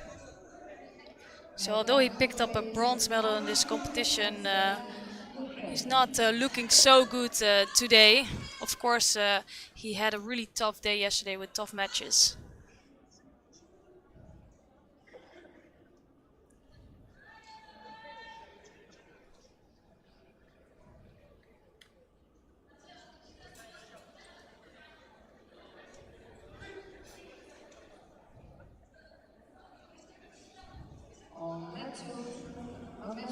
So now Kizilashvili had a slightly better grip, but is so easily blocked by Nazarenko. Nazarenko's only danger, I think, is that he sometimes takes a little bit too long to get fired up. So I saw him picking up Shidos quite often during this competition.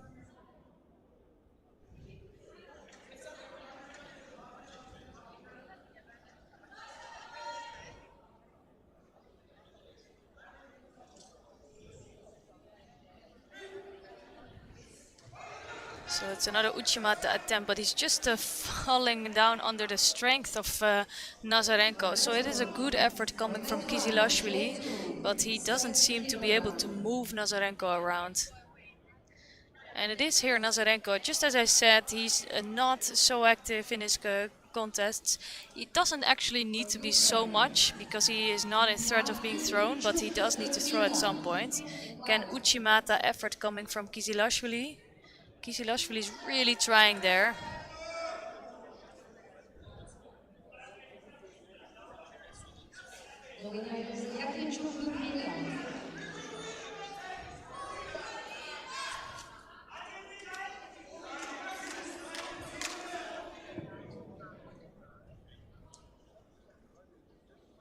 So there's such an interesting contest coming up, also on mat number 1, because it's number 1 and 2 of the individual championships fighting again.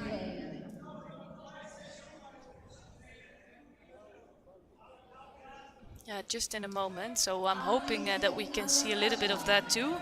But for now, this contest is still going on. And Kizilashvili putting good pressure on Nazarenko. But here you can see again, there's just so much strength difference. And now this Nazarenko does have a chance to work in Newaza, and he's going to try to work on the arm of Kizilashvili. And once that pops out, it's a big opportunity for Nazarenko. And he will try to let Kizilashvili tap out. But Kizilashvili holding on to that arm there really strongly.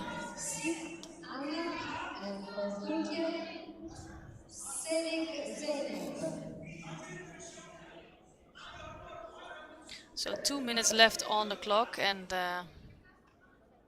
still it's an even score, so no scores on the board. Both picked up Shido. So you can see here, it doesn't matter if one of the athletes is a lot stronger, as here is Nazarenko. Kizilashvili is still giving a really good fight. And Selik just scored a Wazari against Seek. So Seek was unbeaten so long, but she's been out for quite a while now, and just recently coming back in these European Championships. And she might need a little bit of more training.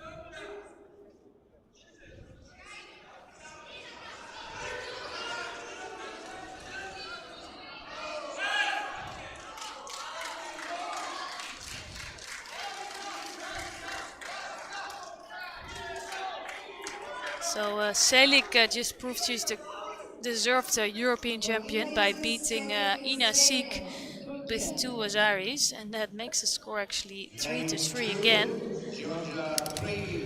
So there will be another match in that, or another contest in that match. And here Kizilashvili is starting to look a little bit better with Seonage just leaving his chin vulnerable here. And Nazarenko doesn't look too sharp during this contest yet.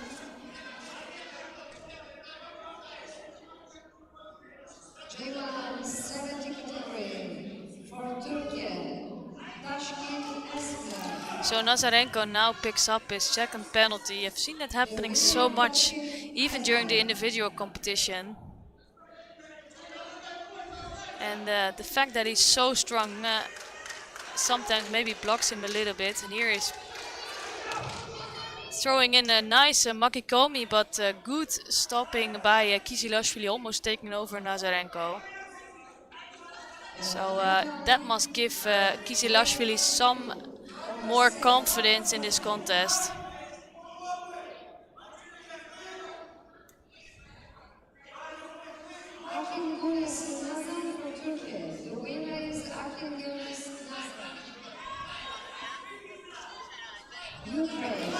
There it is, nice footwork, a nice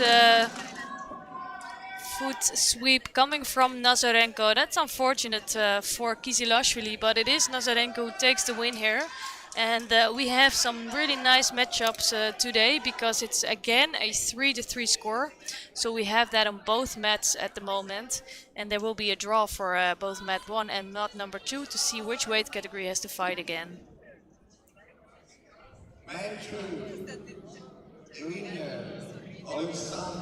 So it might as well be, if plus 90 kilogram J2 has to fight again, that these two athletes will have to battle it out during a golden score.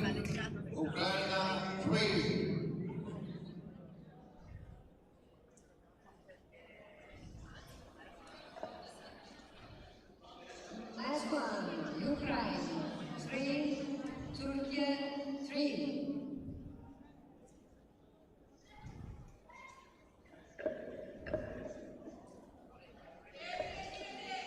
The category for the competing is J157.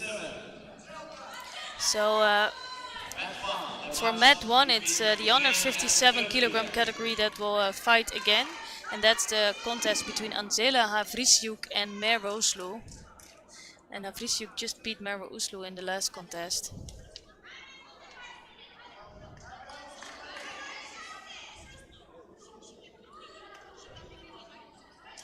Mat 1 for Ukraine, Havrisyuk, Anzela, and Uslu, Merve, Turkey. So it's Havrisyuk that beat Merve Uslu in both the individual and team competition now. So let's see what they will do here.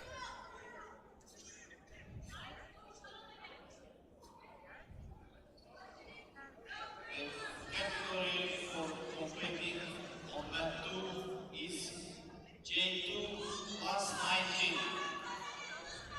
for teams of Georgia and Ukraine.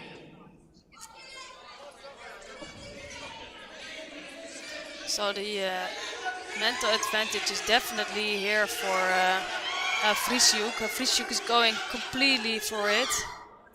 And Uslu nicely stopping that right hip throws coming from Havrisyuk. Of course, it's right away it's a golden score, so each score will be enough for the win.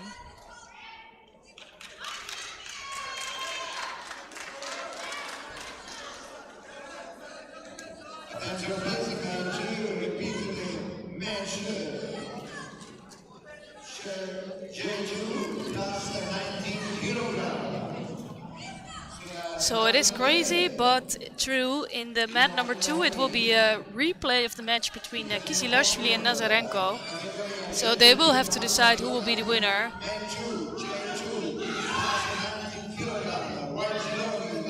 And in that time, still here, they're really battling out who will be the European champion today. So will it be Ukraine or will it be Turkey? And here, Havrisyuk is doing really well in Newaza. And it could really go either way. I think Uslu is trying to get rid of the legs of Havrisyuk. Havrisyuk did desperately trying to hold on. And as long as there's progress, the referee will let it keep go on. But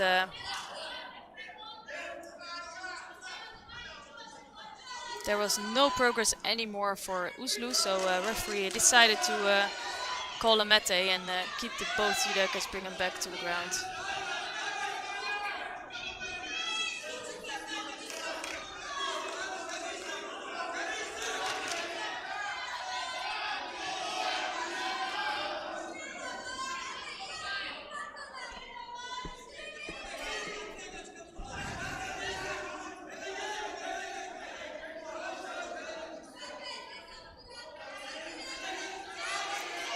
So Vriesjuk again, a really good grip, right-sided, strong right-sided grip, but Merve Oesloe is also trying to come back from that. Their hip throws coming from either direction. And that's gonna be maybe enough. Vriesjuk trying to change the direction and bring Oesloe to the back.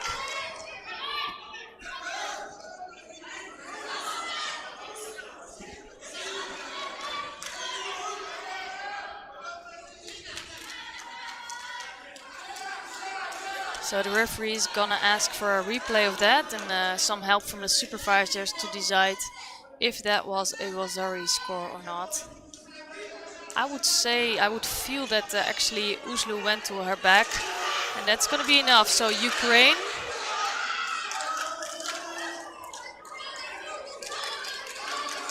is the winner here.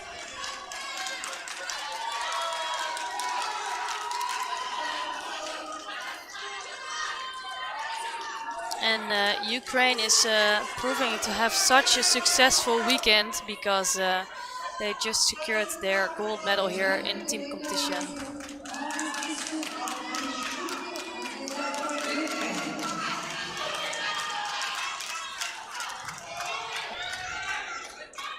And we will quickly switch to the other mat between a really exciting golden score between Kizilashvili and Nazarenko.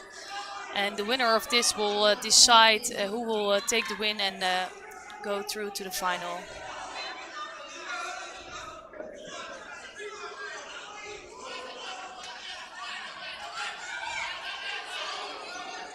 So Nazarenko has the best papers. I think he's the better athlete at the moment.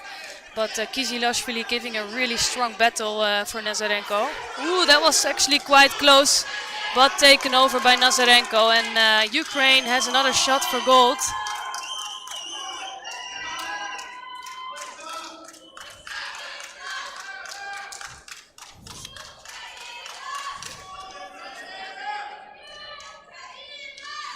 So it didn't come easy at all. But it was enough for a win again for Ukraine.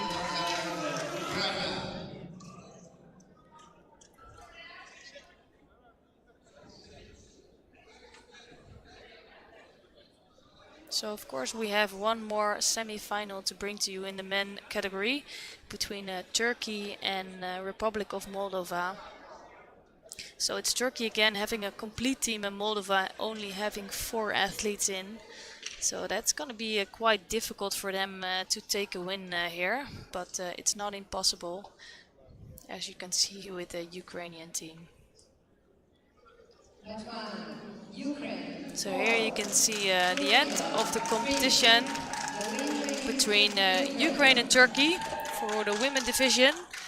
And it's Ukraine that just became the European champion here in this unique team event.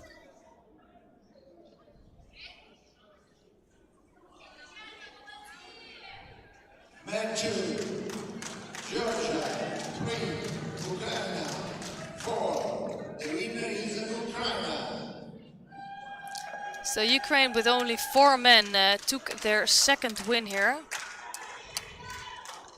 And that is quite amazing if you can see what team they have. So they have Korafa fighting in the 73s, winning both deciding matches today. So they are doing outstanding and just qualified for the final. So in just a few minutes we will come back with the semi-final of the men competition. And it's going to be between Turkey and Moldova. And Turkey have a lineup of Goshe Yavuz, Gökhan Biser, Onur Tastan, Recep Çiftçi, Yasin Simsiler and Ibrahim Bolukbasin. And then we have Republic of Moldova with Oleg Nemtan, Ion Basoc, Ion Tarita and Oleg Kretsul. So we hope to see you back in just a few minutes for the semi-final.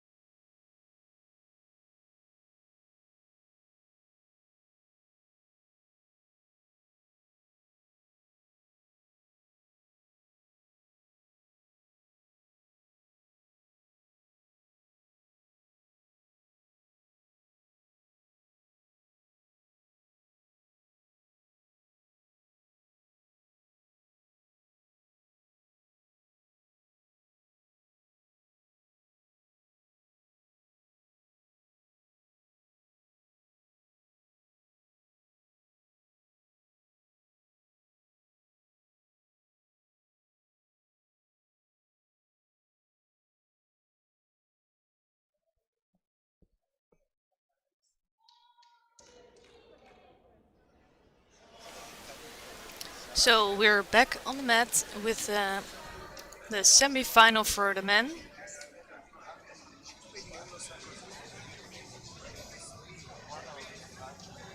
And it's a competition between Turkey and the Republic of Moldova. Turkey already winning their first contest or their first match, and Moldova having a bye in the first round, so they just have to compete in the semi-final. 73 kilogram. For Turkey, George Yaps. For Moldova, Holland, Nemca.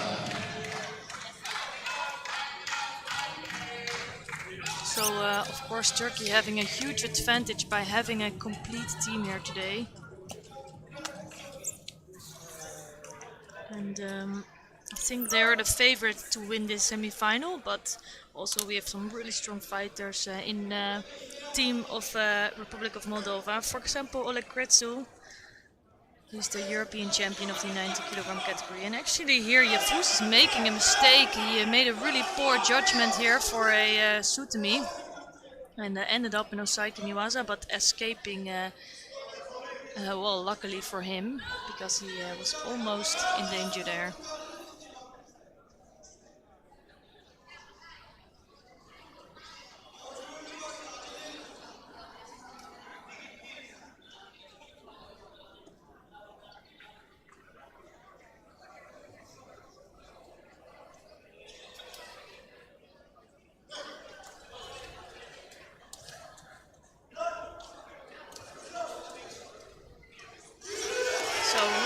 Beautifully done, right-sided, I think a little bit nice way to enter the right-sided Seonage and scoring a first Vazari. Yavuz is doing really well, and Nemtan looks a bit struggled here.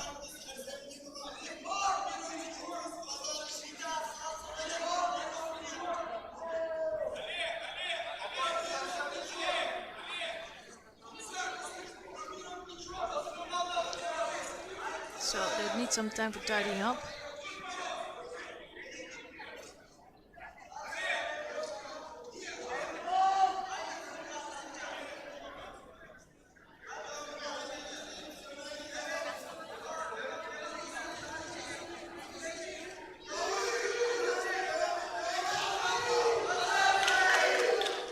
So the Turkish team asking for Awazaru, that was clearly the second movement in this contest.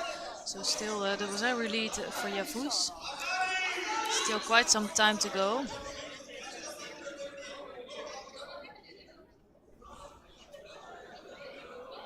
I think Nemtan took a rough landing on his shoulder with those last with the last attack of Yavuz.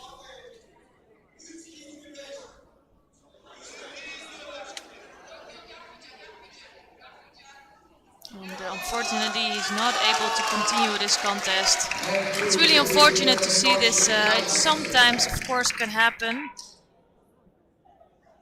And let's hope the injury picked up by Nemtek is not too big. And let's see if we will see him back later today. But it's Yavuz who just secured the third point for Turkey. So either point, well, if there's just one extra point for Turkey, that will mean a win for them and a final spot.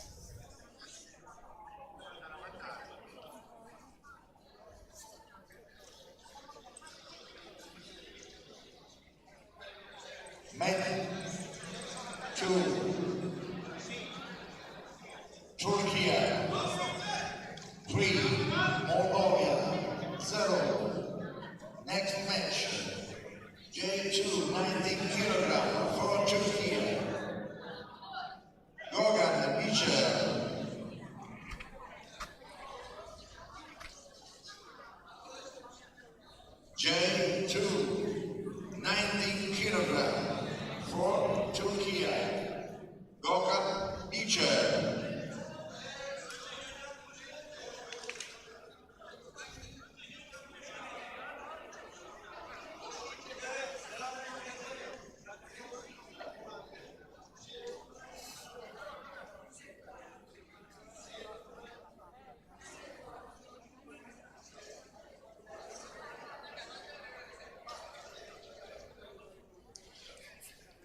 So Gogan Bisser coming onto the mat. He only needs to bow for the win today because he doesn't have an opponent. And just after that we're gonna see a replay of the bronze medal fight of yesterday between Onur Tastan and Ion Basuc. Next match. J1, power 19 kilogram for Turkey.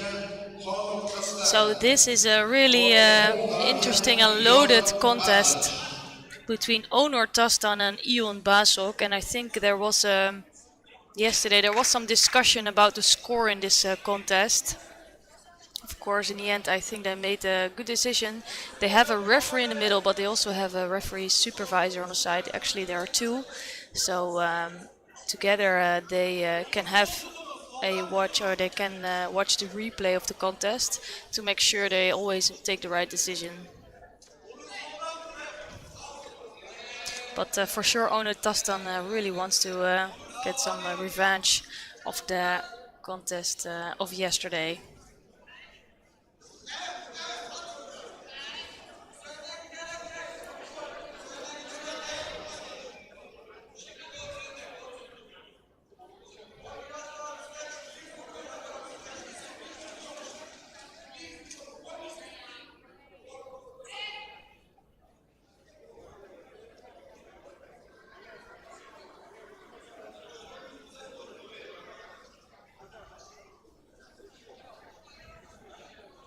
So a Shido now for Basuc for being too passive in this contest.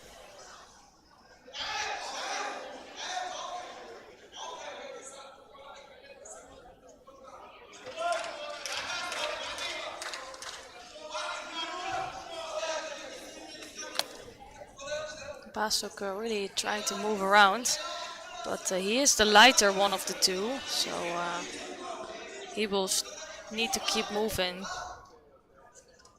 Just it's not enough to just tap down the feet, he needs to make an attack.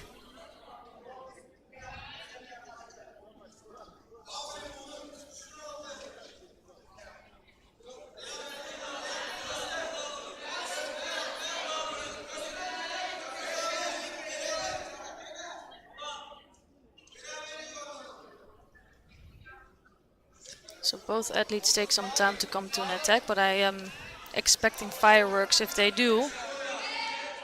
But up until now, not much has happened in this contest with still 2 minutes 32 seconds to go.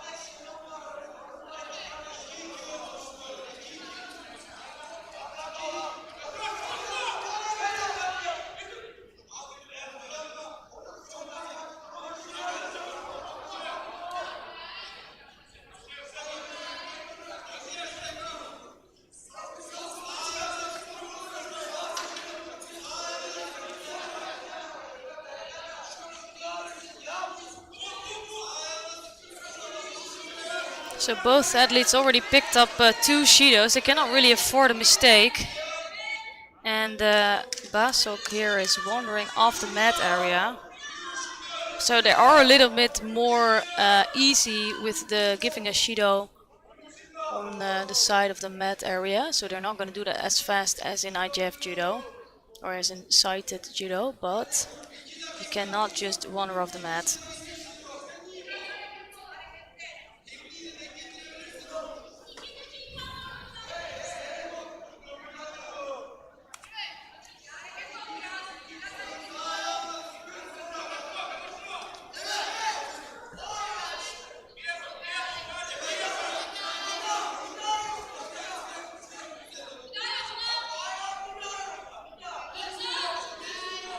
So a lot of moving around, but not too much action.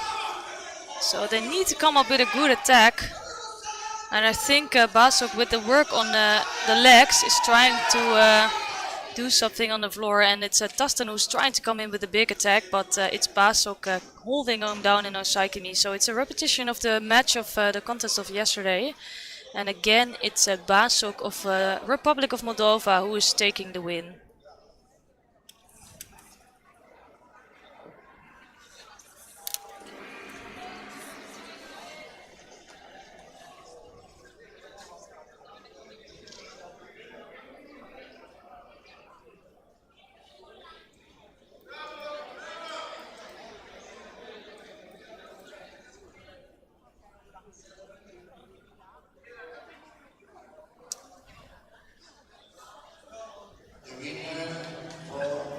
So unfortunately for Onur Tostan, he cannot secure the final spot for Turkey yet. It's still quite interesting because there's another really good contest coming up in the under 73 J2 category between Recep Sivci and Ion Tarita. J2, 73 kilogram for Turkey. So in the individual competition, Sivci of Turkey lost out to later winner Kaldani, and he also took a loss against the bronze medalist Namik Albasli, while Ion Tarita was facing Sergio Ibanez Banon in the first round. So it was a really tough draw for him, and yeah, it was tough, but I think they're both two good athletes. So let's see who will take the win today.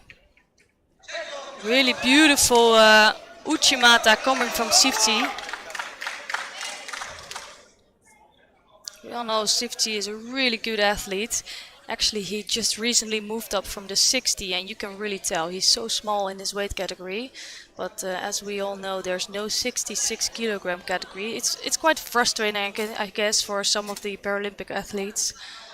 But this is all to do with the J1 and J2 change, and I think this is already the second Wazari score. And Turkey is in the final now.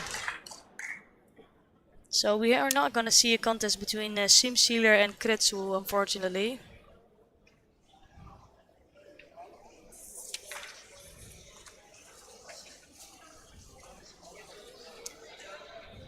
The winner for Turkey, Recep Sivci.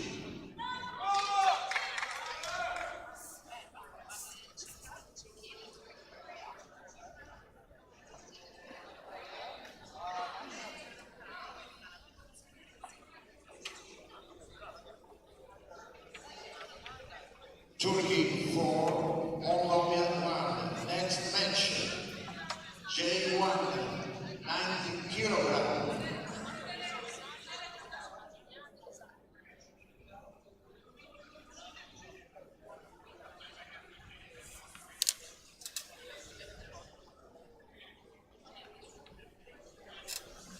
So this contest, this match is decided. It's Turkey that we're going to see in the final against Ukraine.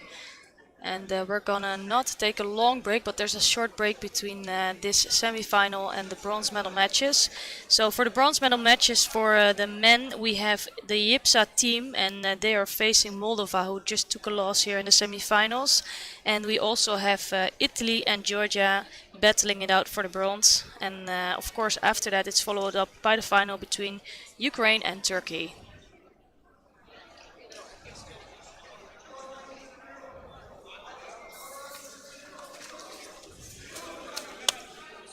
So we're gonna take a really short break because still the athletes, the name, the order of the fights need to be decided, or at least the team composition.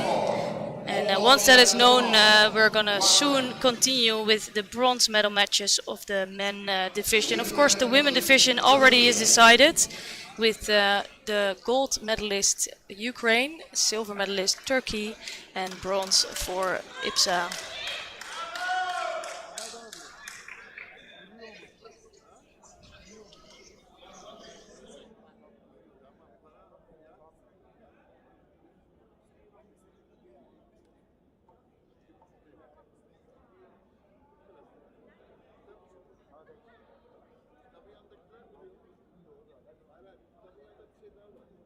kadar tutuyor? Onun fiyatı ayrı, onun fiyatı ayrı.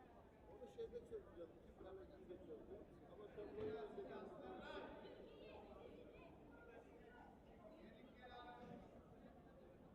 Recep ne oldu?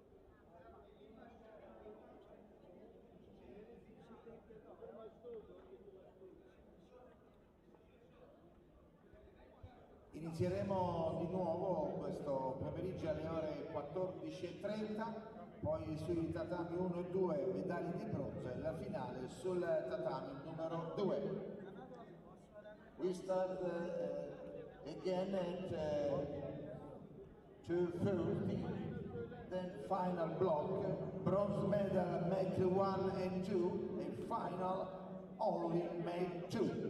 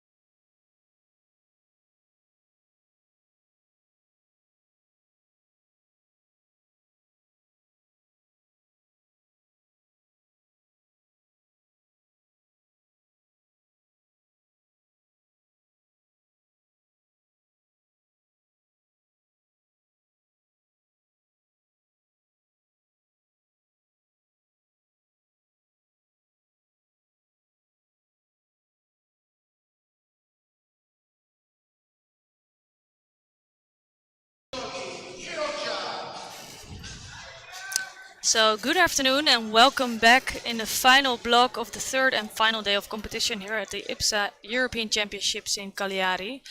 It's 2:30 p.m. here and we're going to start right away with the medal matches for men teams.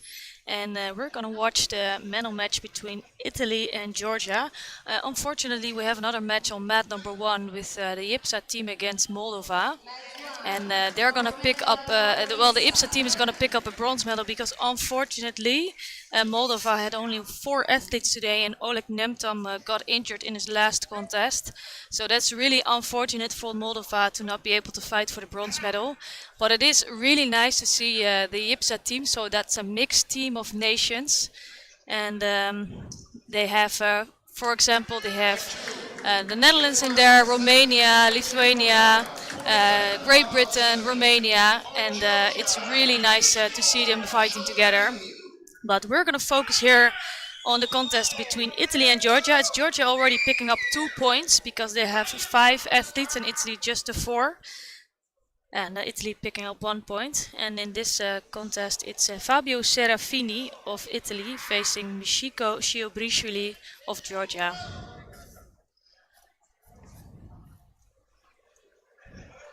So it's a really nice right-sided makikomi attempt, but well stopped by Serafini. This is the under 73 kilogram category for J1 athletes. It means the J1 is for the blind and almost blind athletes. And it is possible for a J1 athlete to fight today in the J2 category, but not the other way around. So you will only see J1 athletes in here.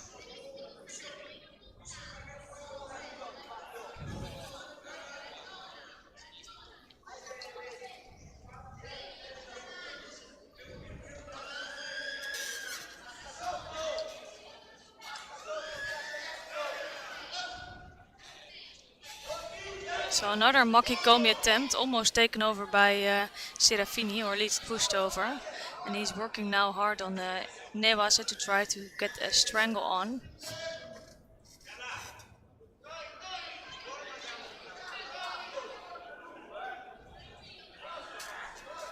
So I think in this case the Georgian tapped out, but Serafini was on the chin of the Georgian, and that's not allowed. So in case that happens, so if a lapel of the opponent or just the hand of Serafini would be on the chin, then it just won't be any score.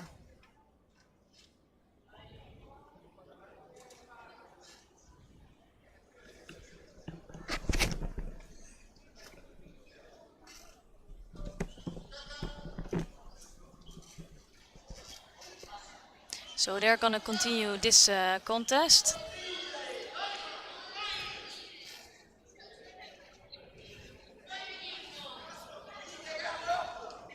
Ooh, that was really a nice timing for the Georgian Shiobrishvili with another right-sided makikomi. I think he was kind of lucky there because Serafini just placed himself in another position vulnerable to this makikomi. But it's not over yet. It's a Wasari score for Shiobrishvili.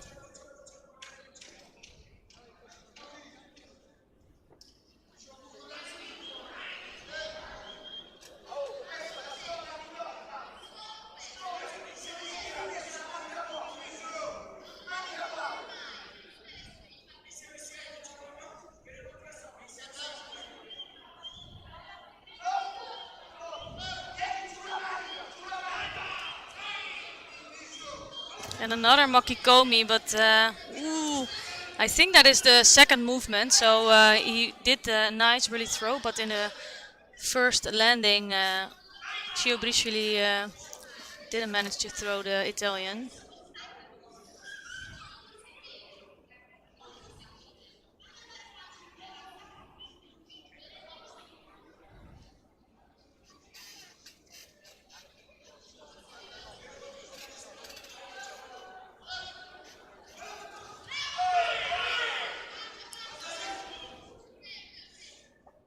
I think they might check that. It's another good attempt coming from Shiobrishvili.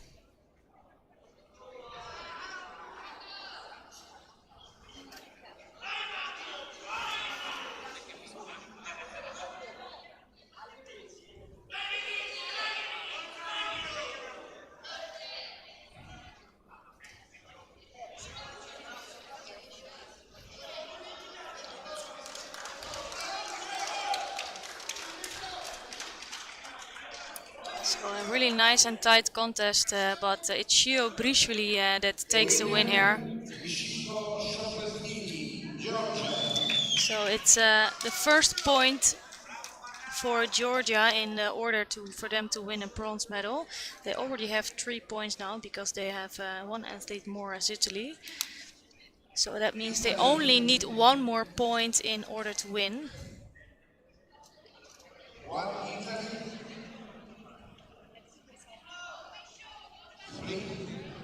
Georgia.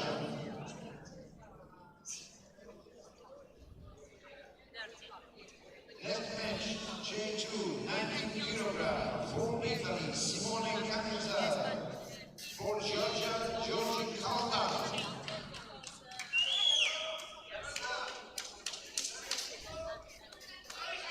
So for this next match, we're gonna watch the under 90 kilogram category for J2 athletes between Simone Canizzaro and Giorgi Caldani. It's Canizzaro in white judogi and Canizzaro in white judogi and Caldani in blue. And Caldani is the current European champion of the under 73 kilogram category, while Canizzaro picked up a 5th place, but is around 17 kilos heavier than Caldani.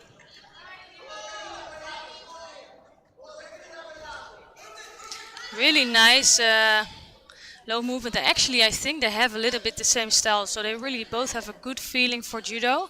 They have great ashiwaza, so great footwork and foot sweeps, and they have some low kataguruma techniques. So you will see them doing the same thing. The only advantage that Canizzaro has is the weight, so he's a lot heavier than his opponent.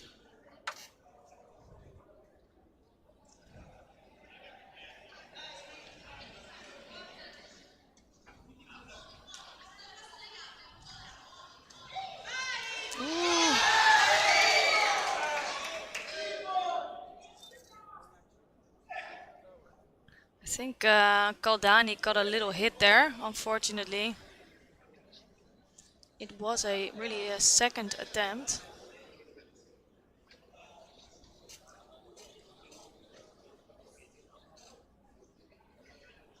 So it is a risk, I think, if you move up a category which is really big in the Ipsa Judo. So it's actually 2 categories for IGF Judo. So moving up from 73 to 81 is one thing, but to go up to 90 is really a big difference. And the risk there is that you can pick up an injury, and it's really sad for Caldani here. I just hope he's going to be okay soon. And he's not going to continue, and I think that's a clever thing to do, to not pick up a bigger injury. And he needs to be fit, because this European champion we want to see back in Baku in the beginning of November during the World Championships.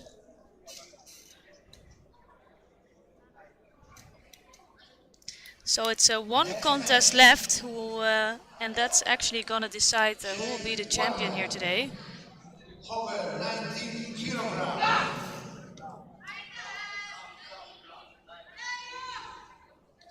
Giorgi Georgia.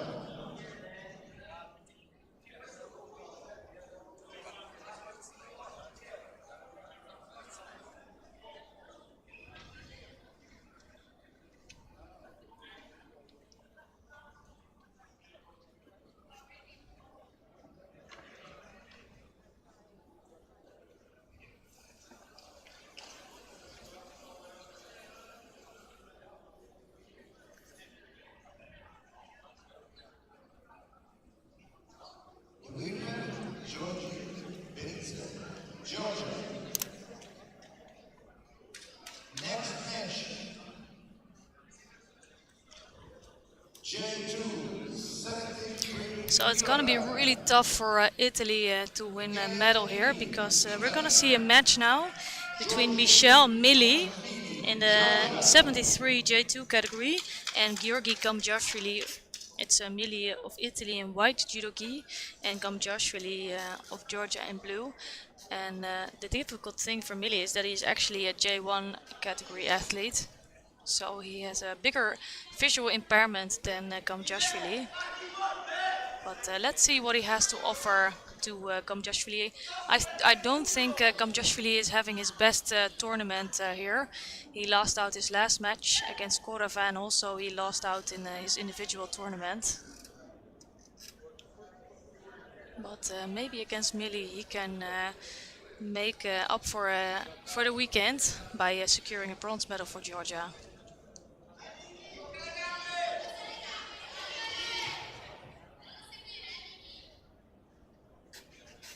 So an Ouchigari attempt right away from Gamjashvili brings Ewazari on the board.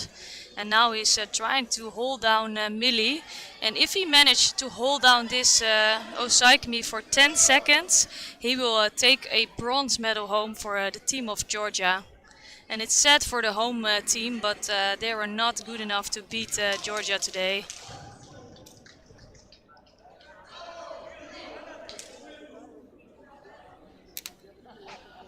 So it's Gamjashvili who can take some confidence from this contest against Millie.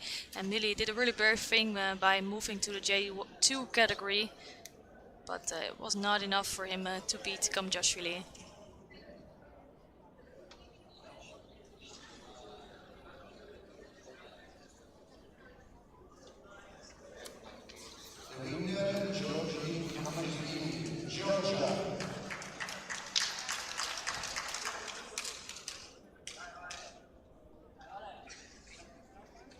So with that said,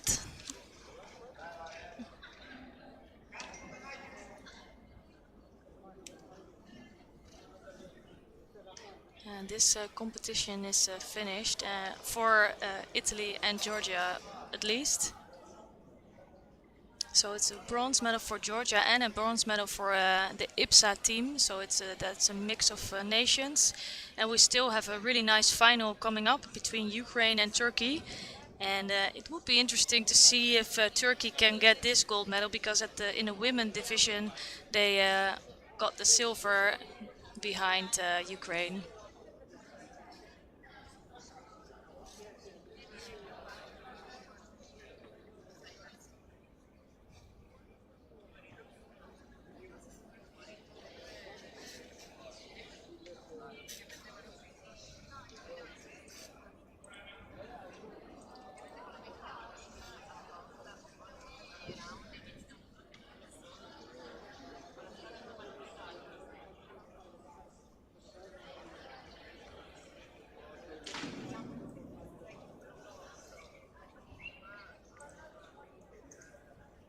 Italy 2, Georgia 4.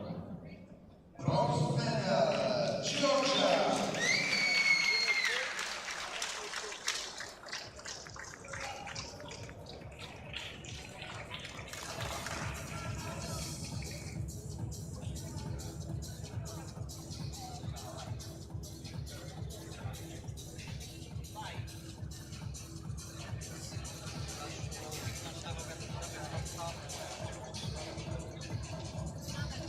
So some friendly hugs here, and congratulations for the Georgian team. And I'm sure they really were going for a gold medal today, but they have to settle for the bronze. And just being given the match sheet for the final. And we know that the Ukrainian team only has 4 athletes in their team, so it's amazing that they got to the final stages. And Turkey is one of the few teams that has a complete team here today. But to talk you a little bit through the final that we're gonna see. It's first we're gonna see the 73 kilogram J1, and it's Abdurrahim Ozalp here, who has no opponent, so he will take a point for Turkey. Then we have a battle in the 90 kilogram category J2 between Dimitro Solovey of Ukraine and Yasin Simsiler of Turkey, which will be an interesting fight for sure. And then after that, it's followed up by the J1 over 90 kilogram category between Marchenko and Tastan. We have the 73 kilogram category J2 between Korava, who moved. Oh, that is gonna be a good one. It's Korava who moved up to the 73. Excuse me. And he will face Sifchi, who is in the 73, but he's really small. And he's just moved up from the 60 kilogram category, so they know each other well. And it should mean a good contest. In the 90 kilogram for a J1 athlete, we have no opponent for Gogan Pisser, so he will take the win there. And then it's finished by the over 90 kilogram category between Alexander Nazarenko of Ukraine and Ibrahim Boluk Basin of Turkey.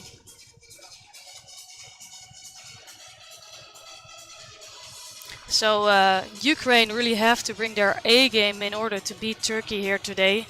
So they only have 4 athletes. They all have to win, or they have to do a rematch in the end. Let's see if that's gonna happen.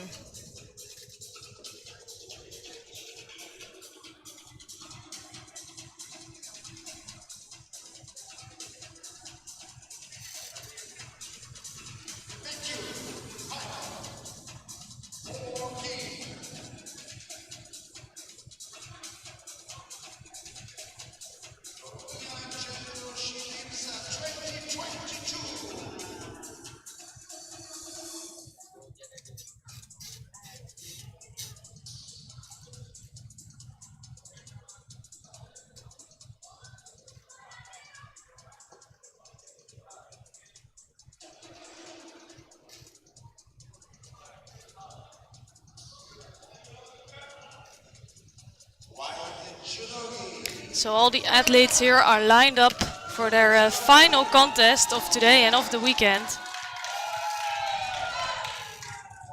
And it's really nice to see also the Ukrainian and Russian teams lined up in the audience.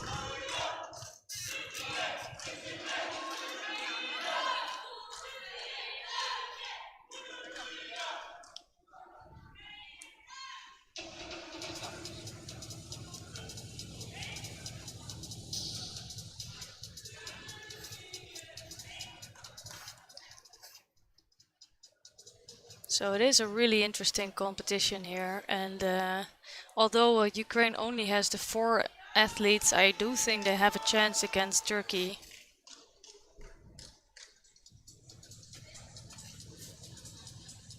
J1 73 kilogram. Holds up Abdurrahim, Turkey.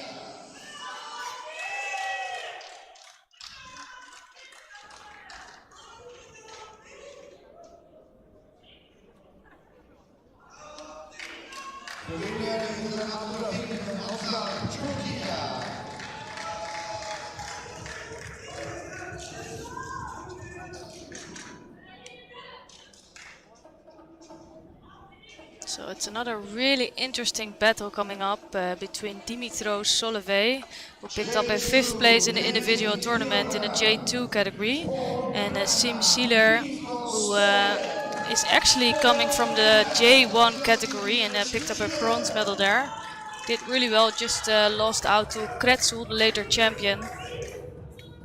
And he does have a disadvantage because he is of course a J1 athlete against the J2 athletes. So Solovey will have less visual impairment. But Sim Sealer is a really great athlete, so let's see if something will happen here. So Solovey is really quick with his sutami in the first few seconds of the contest, and he's really good with that, and also with the transition to Newaza.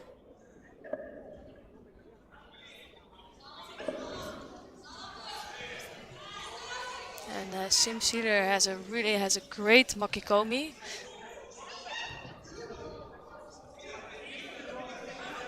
And I'm really curious to see if that will come soon in this contest. I think actually Solovey is trying to finishing off this contest really soon. And a makikomi attempt coming from Sim Sealer. I think actually Solovey is well prepared for this makikomi. He does know that it's coming. Of course, the coaches must have been informing him about this. Left seonage attempt from Sim Sealer, but it was not strong at all. It's not really in the right position to throw his opponent.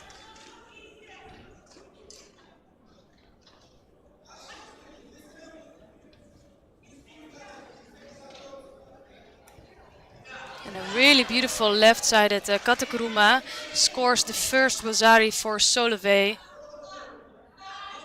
And you can tell that he is really strong here in this contest.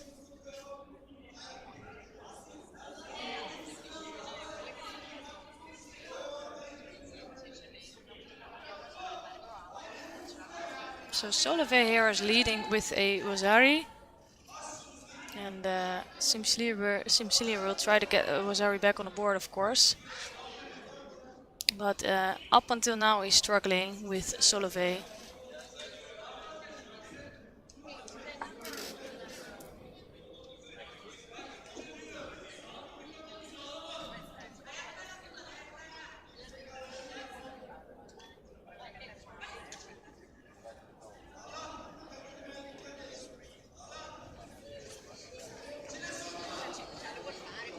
And it's another Katakuruma effort coming from Solovey.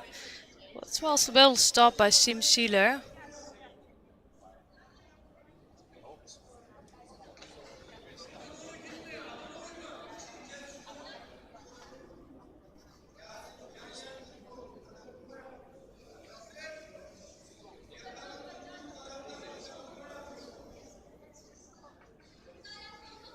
So referee is bringing both athletes to their spot.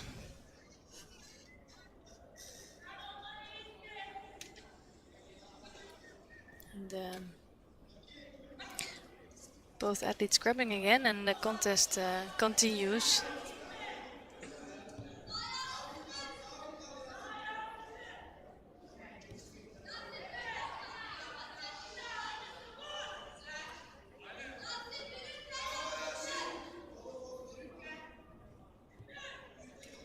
So actually I think Simsilia has quite a strong grip here. But Solovey is looking for an entrance for another Katakuruma. This time it's Simsilia who tries to come in for a Sutami, but no success, and he gives Solovey some opportunity to work in Newaza. I'm not sure, we don't have the right angle here, but I assume Solovey was going for a Shimewaza for a strangle, but not succeeding.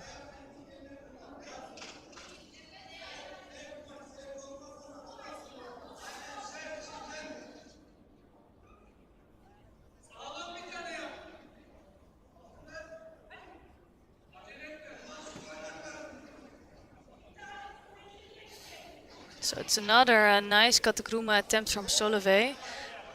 I have seen him in better shape though, and I hope to see him back in the Baku World Championships.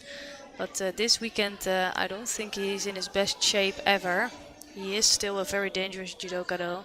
And he is leading with Wasari with a little bit less than half the contest time left.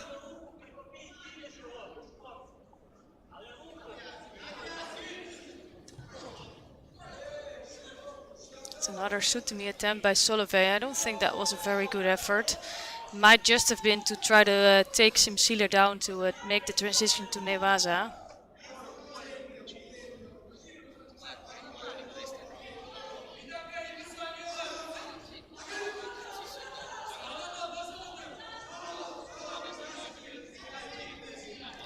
So Solovey is really strongly holding that right hand of Simsilia, and that hand he needs to get rid of if he wants to do a right Makikomi, where he's so good at. So he's struggling a little bit with the grip of Solovey.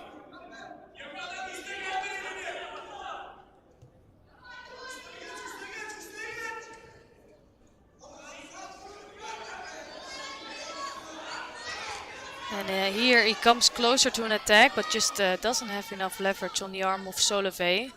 So it gives Solovey some more time to work on Newaza and basically burn some time off the clock. So those few seconds can really save something. And actually he's doing a good job here in Newaza. And holding down Simsilia just for 5 seconds, not enough for another Wasari. But the situation got really dangerous here for Simsilia. Simsilia still holding on, and he does need to come back with a good attack, but Solovey is still leading with the Wasari.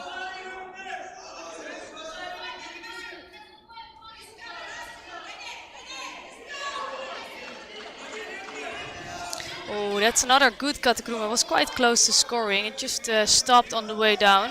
I think the moment was quite good for Solovey.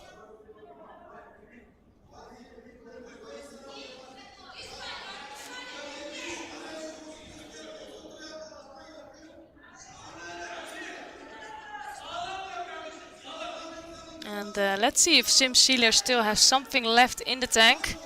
He's gonna chase it down, but that's gonna be it. He just walked on that katakuruma by Solovey. So it's a nice ippon score. And it brings back the competition because it's now a 1-2 score.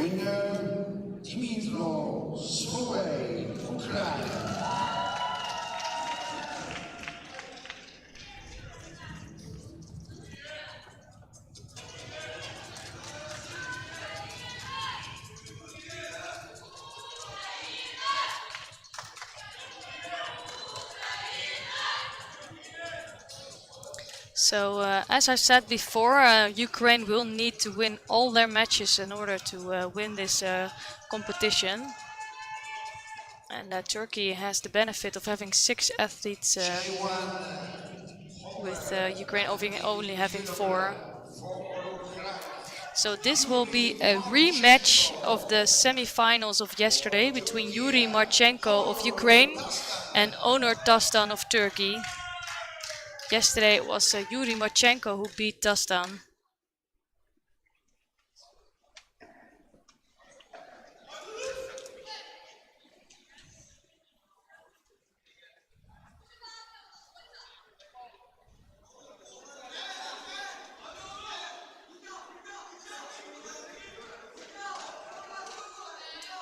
So Marchenko moving around his opponent. I think actually it's Tastan that has been struggling a little bit more with being active, stay positive. So he's picked up some more shidos this weekend.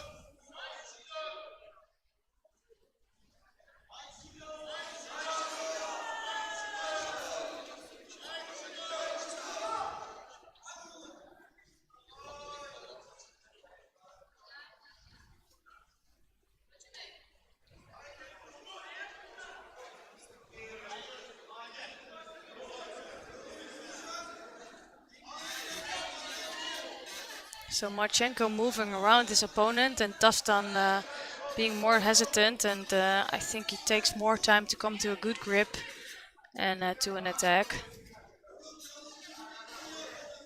But they both will need to come up with a technique to not get a shido. I think that will happen quite soon if there's not a big attack there.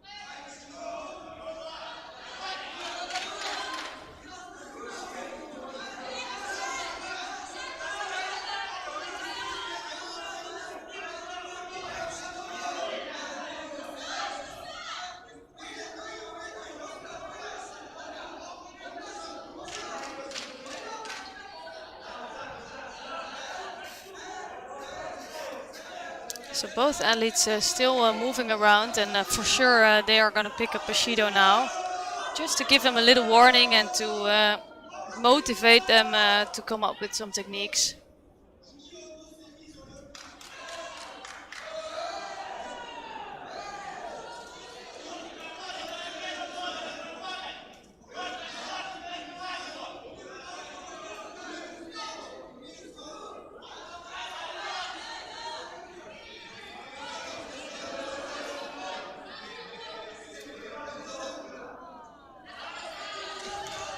So I'm hoping to see some big technique here, because up until now there's just been a lot of pushing around and threatening each other, but they need to come up with an attack.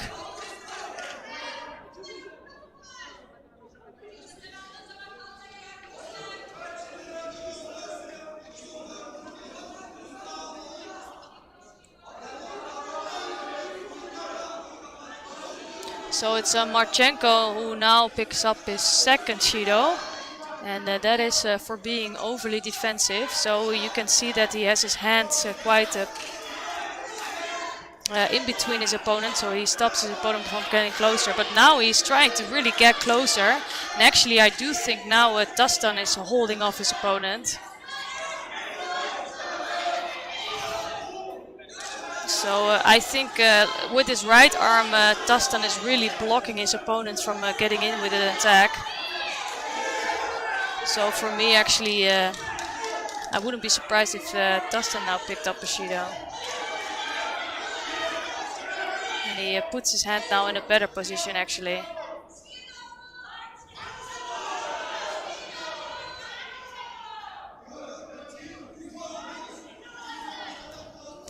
So it's a tense contest between these two athletes. Of course, they fought each other yesterday, so they do know each other quite well now.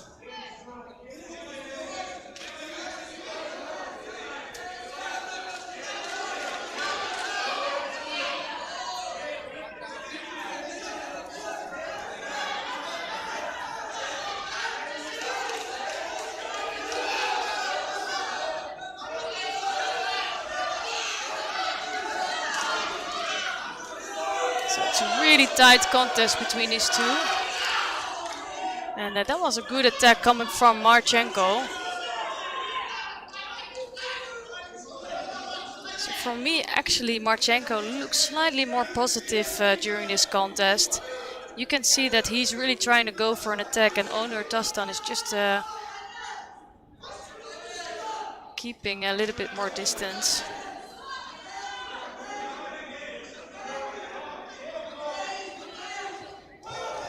This is a first Sutemi, and it's Marchenko now holding down Tastan. And that would be an amazing result for him. He did beat Tastan yesterday, but he was struggling a lot today. And I don't think Tastan is getting out of that one. So Ukraine is slowly getting back some points. And I do think they have a really good lineup for the next two contests.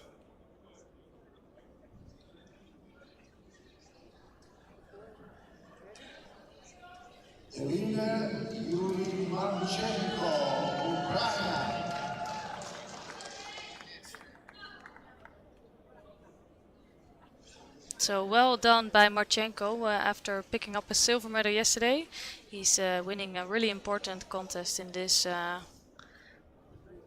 final, and might as well mean the decision.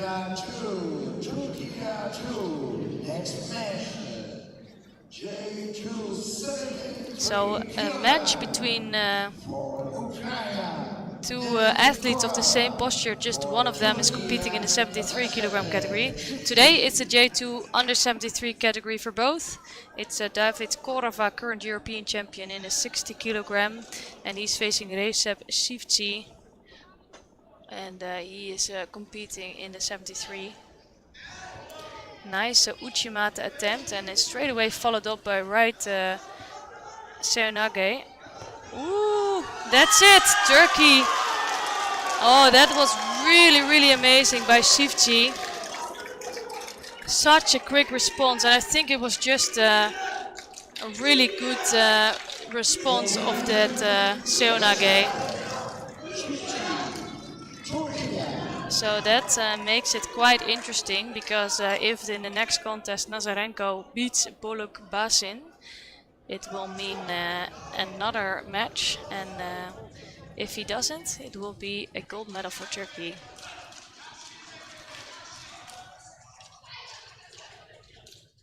Next match, J2, Poland 19 kilogram, for Ukraine, Alexander Nazarenko, for Turkey, Ibrahim Bolukbasin.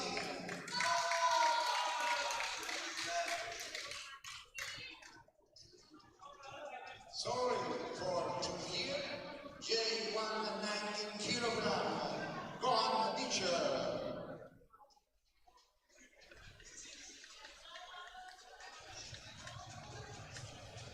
So here we have Gökhan Biser, who doesn't have an opponent, so he just needs to bow for the win. Before we go to the last contest in this match, well, supposedly match last, because it could be not the last if Nazarenko wins here.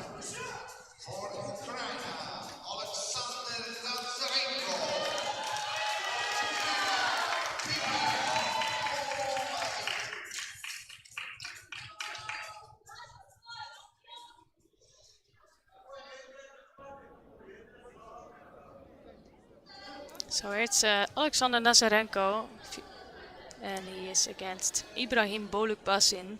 It's Nazarenko of Ukraine in white judo gi and Bolukbasin in blue.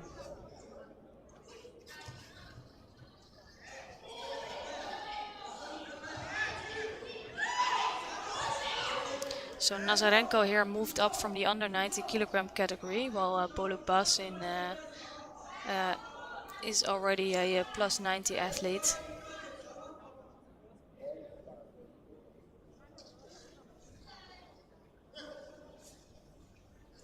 It's nice for him that he can compete today, because this weekend he didn't have any opponents, unfortunately.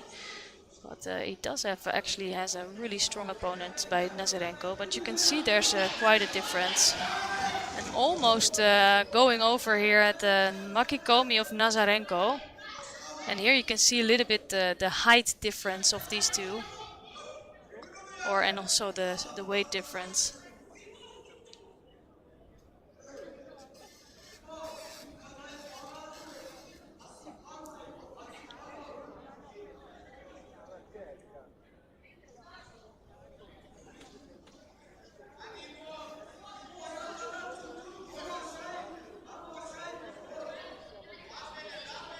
So it's an even score, and Bolukbasin trying to control Nazarenko with the grip and with his strength. But he is struggling with the under 90 kilogram athlete. Nice footwork by Nazarenko. And here it's a nice Sutemi first Wazari score for Bolukbasin. And I think he's using his he's using his weight in a really smart way. So of course he's quite a lot heavier than his opponent.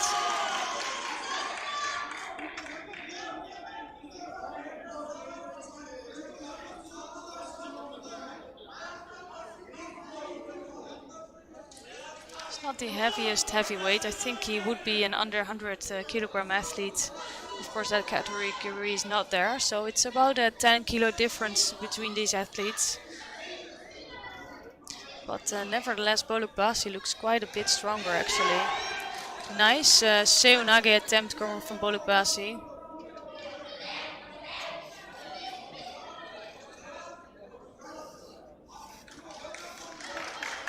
So 2 minutes 11 seconds on the clock, and it's the Wazari lead for Bolukbasin.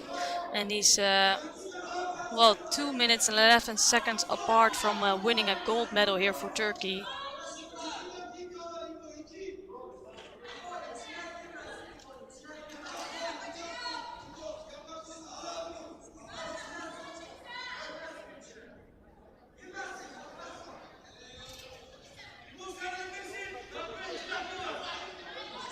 So this time Nazarenko does have a really good right-handed grip. And Bolukbasin looks a little bit more defensive here. And with that left arm he's actually trying to keep Nazarenko at the distance.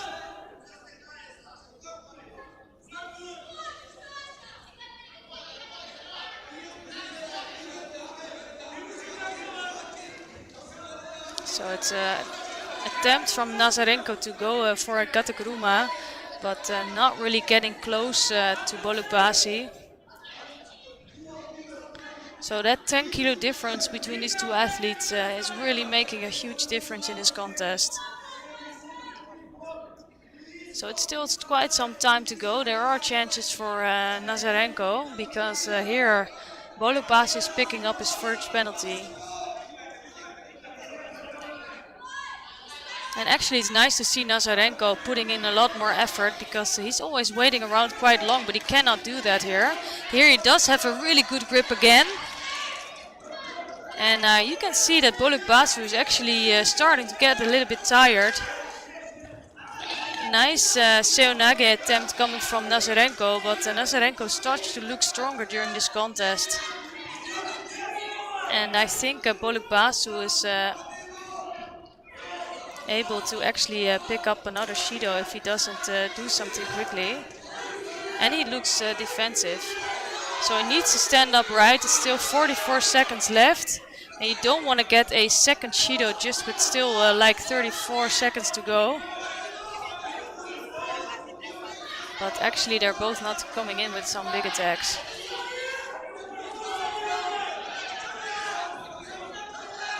And I think actually Bolukbasen is really surviving here. And I wouldn't be surprised that he is going to pick up another Shido. But the time is really ticking away for Nazarenko. He needs to attack. And I think it went on quite a little bit too long without an attack here. So it's in the advantage, of course, of Bolukbasi.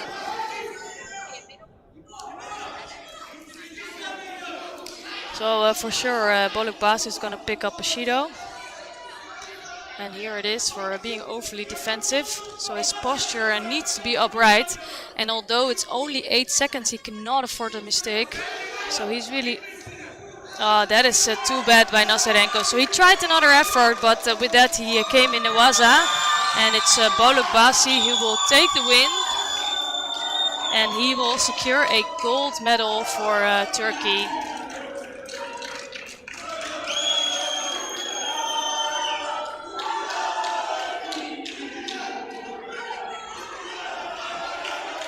So a lot of cheering from the side. I think this has been the match for the whole weekend actually. So it's been Turkey and Ukraine battling it out for the weekend.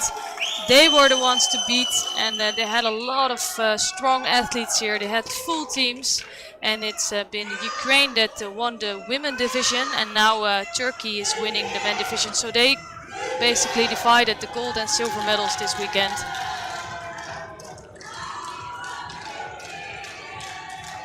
So with that said, these are some nice images of a cheering crowd, and still they need to come onto the tatami to give the win for Turkey.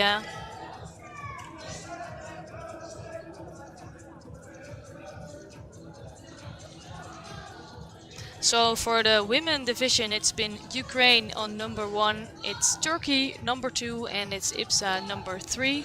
And for the men, it's Turkey for gold, it's Ukraine for silver, and the Ipsa mixed team won the bronze medal here today.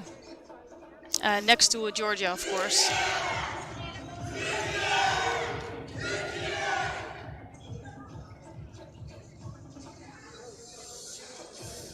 So we still have, here you can see that Turkey is taking the win. So it was really hard fought. It was not an easy win for sure. And Ukraine did amazing today with only 4 athletes reaching to the final and picking up another silver medal. And there's quite a few athletes in there who are picking up their second silver medal today. For this weekend.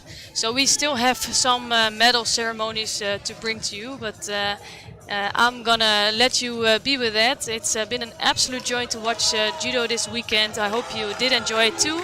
The level was very high here in Sardinia, and I think the number of athletes were also high.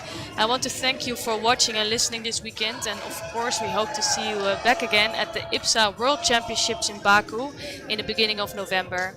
Thank you so much for watching, and enjoy the last medal ceremonies. Thank you.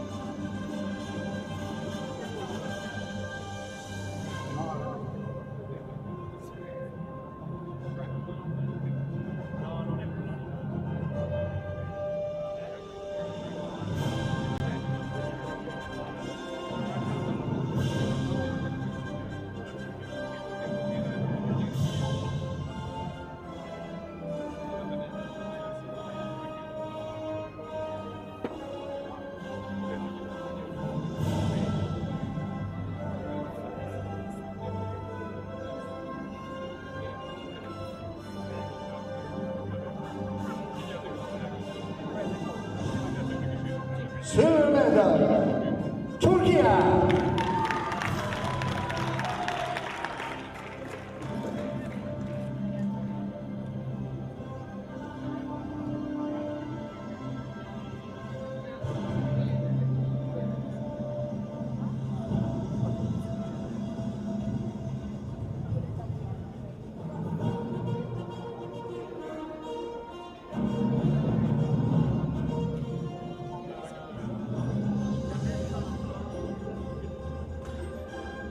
Gold medal, Ukraine!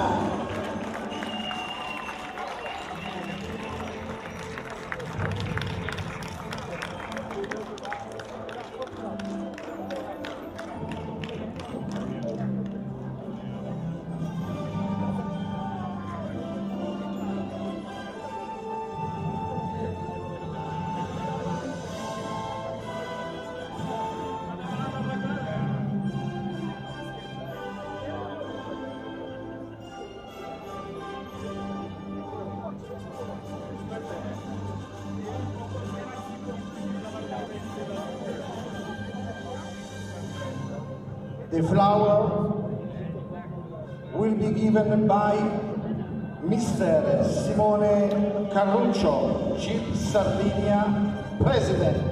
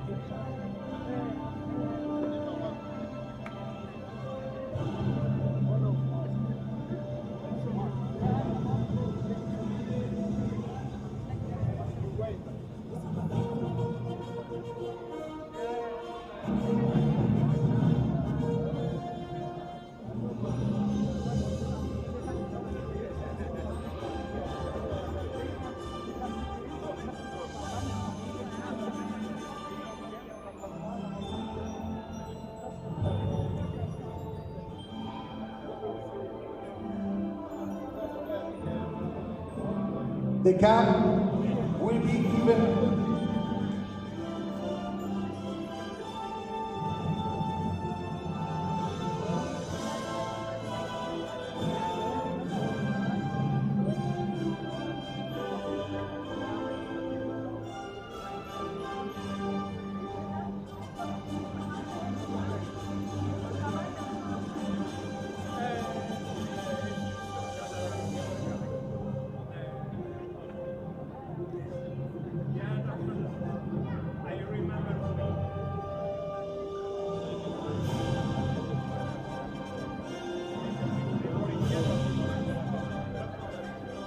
The cup will be given by Mr. Pino Mataloni.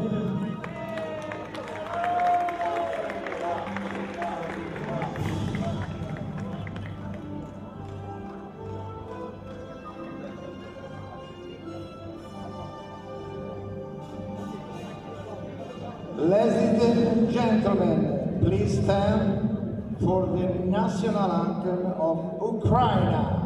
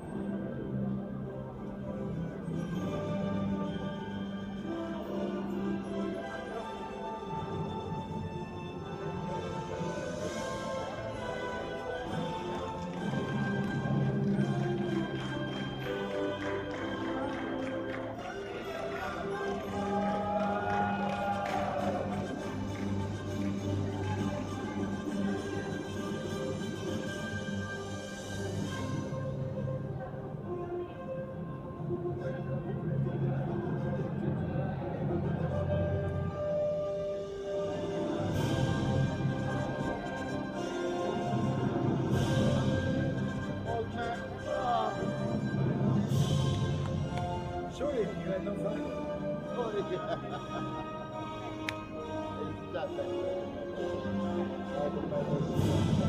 Turkey won that. Turkey, yeah.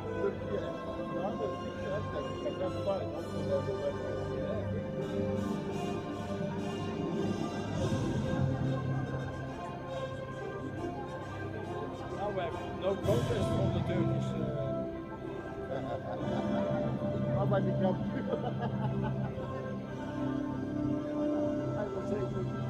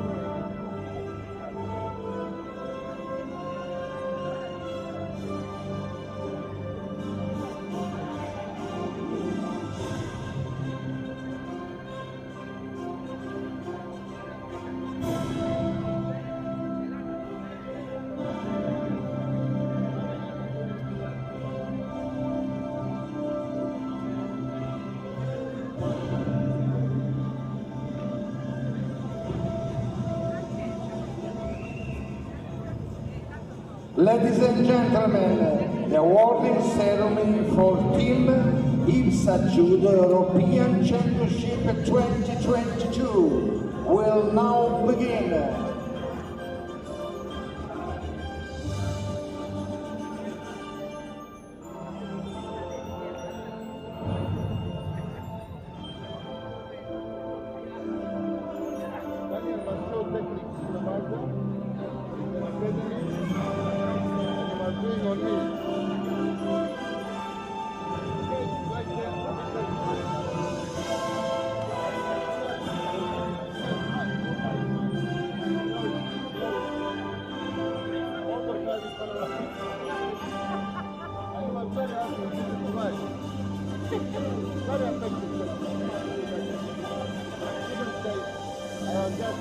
your language.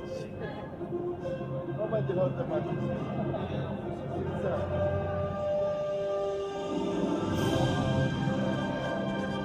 The diploma will be given by Mr. Janos Tardon, Chairman Ipsa. Bronze medal, Georgia.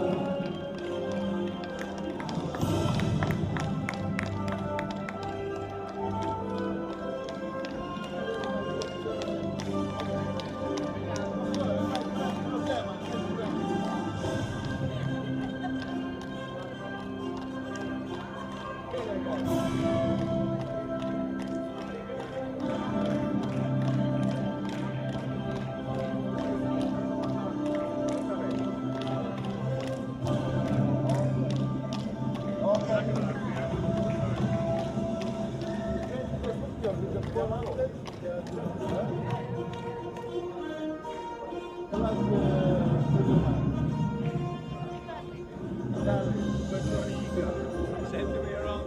Congratulations with your team. No protest now. Third place, Ipsa.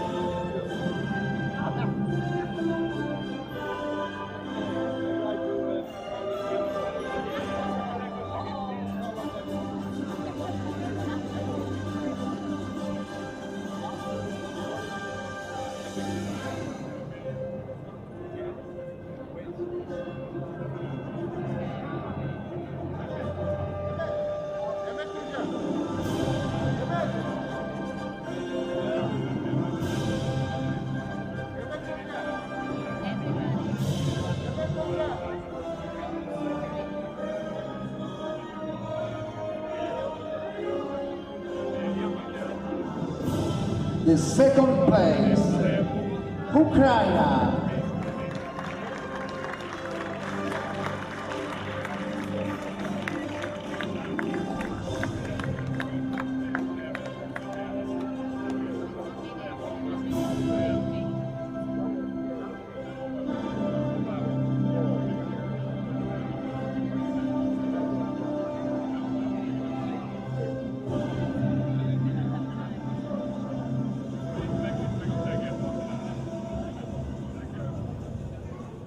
First place, Turkey.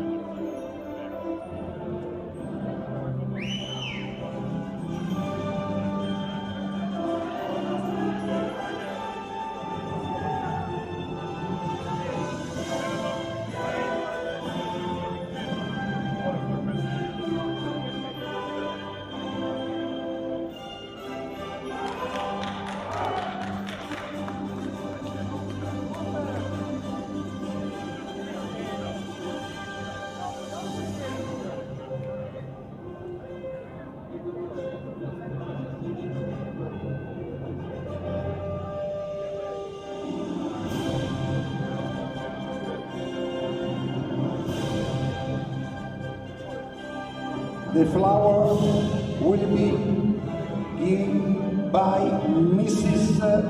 Sara Alvarez, Sport Director, IGF.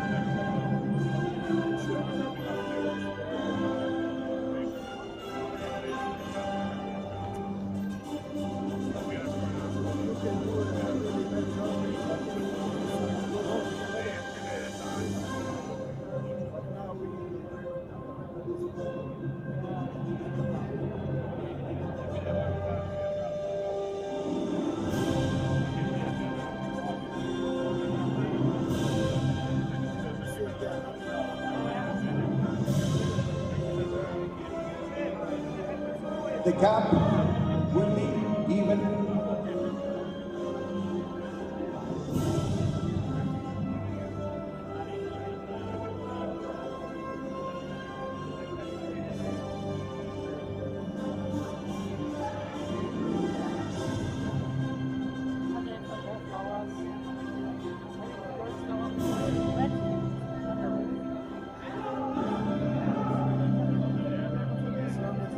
The cup will be given by Mr. Janusz Tarnow, Chairman Ipsa.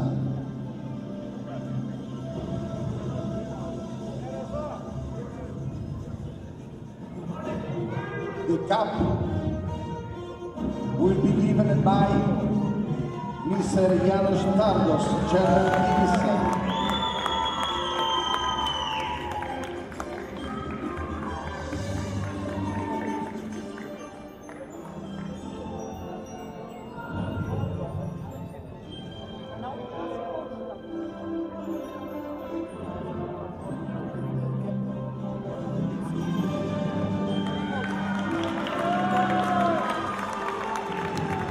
Ladies and gentlemen, please stand for the national anthem of Turkey.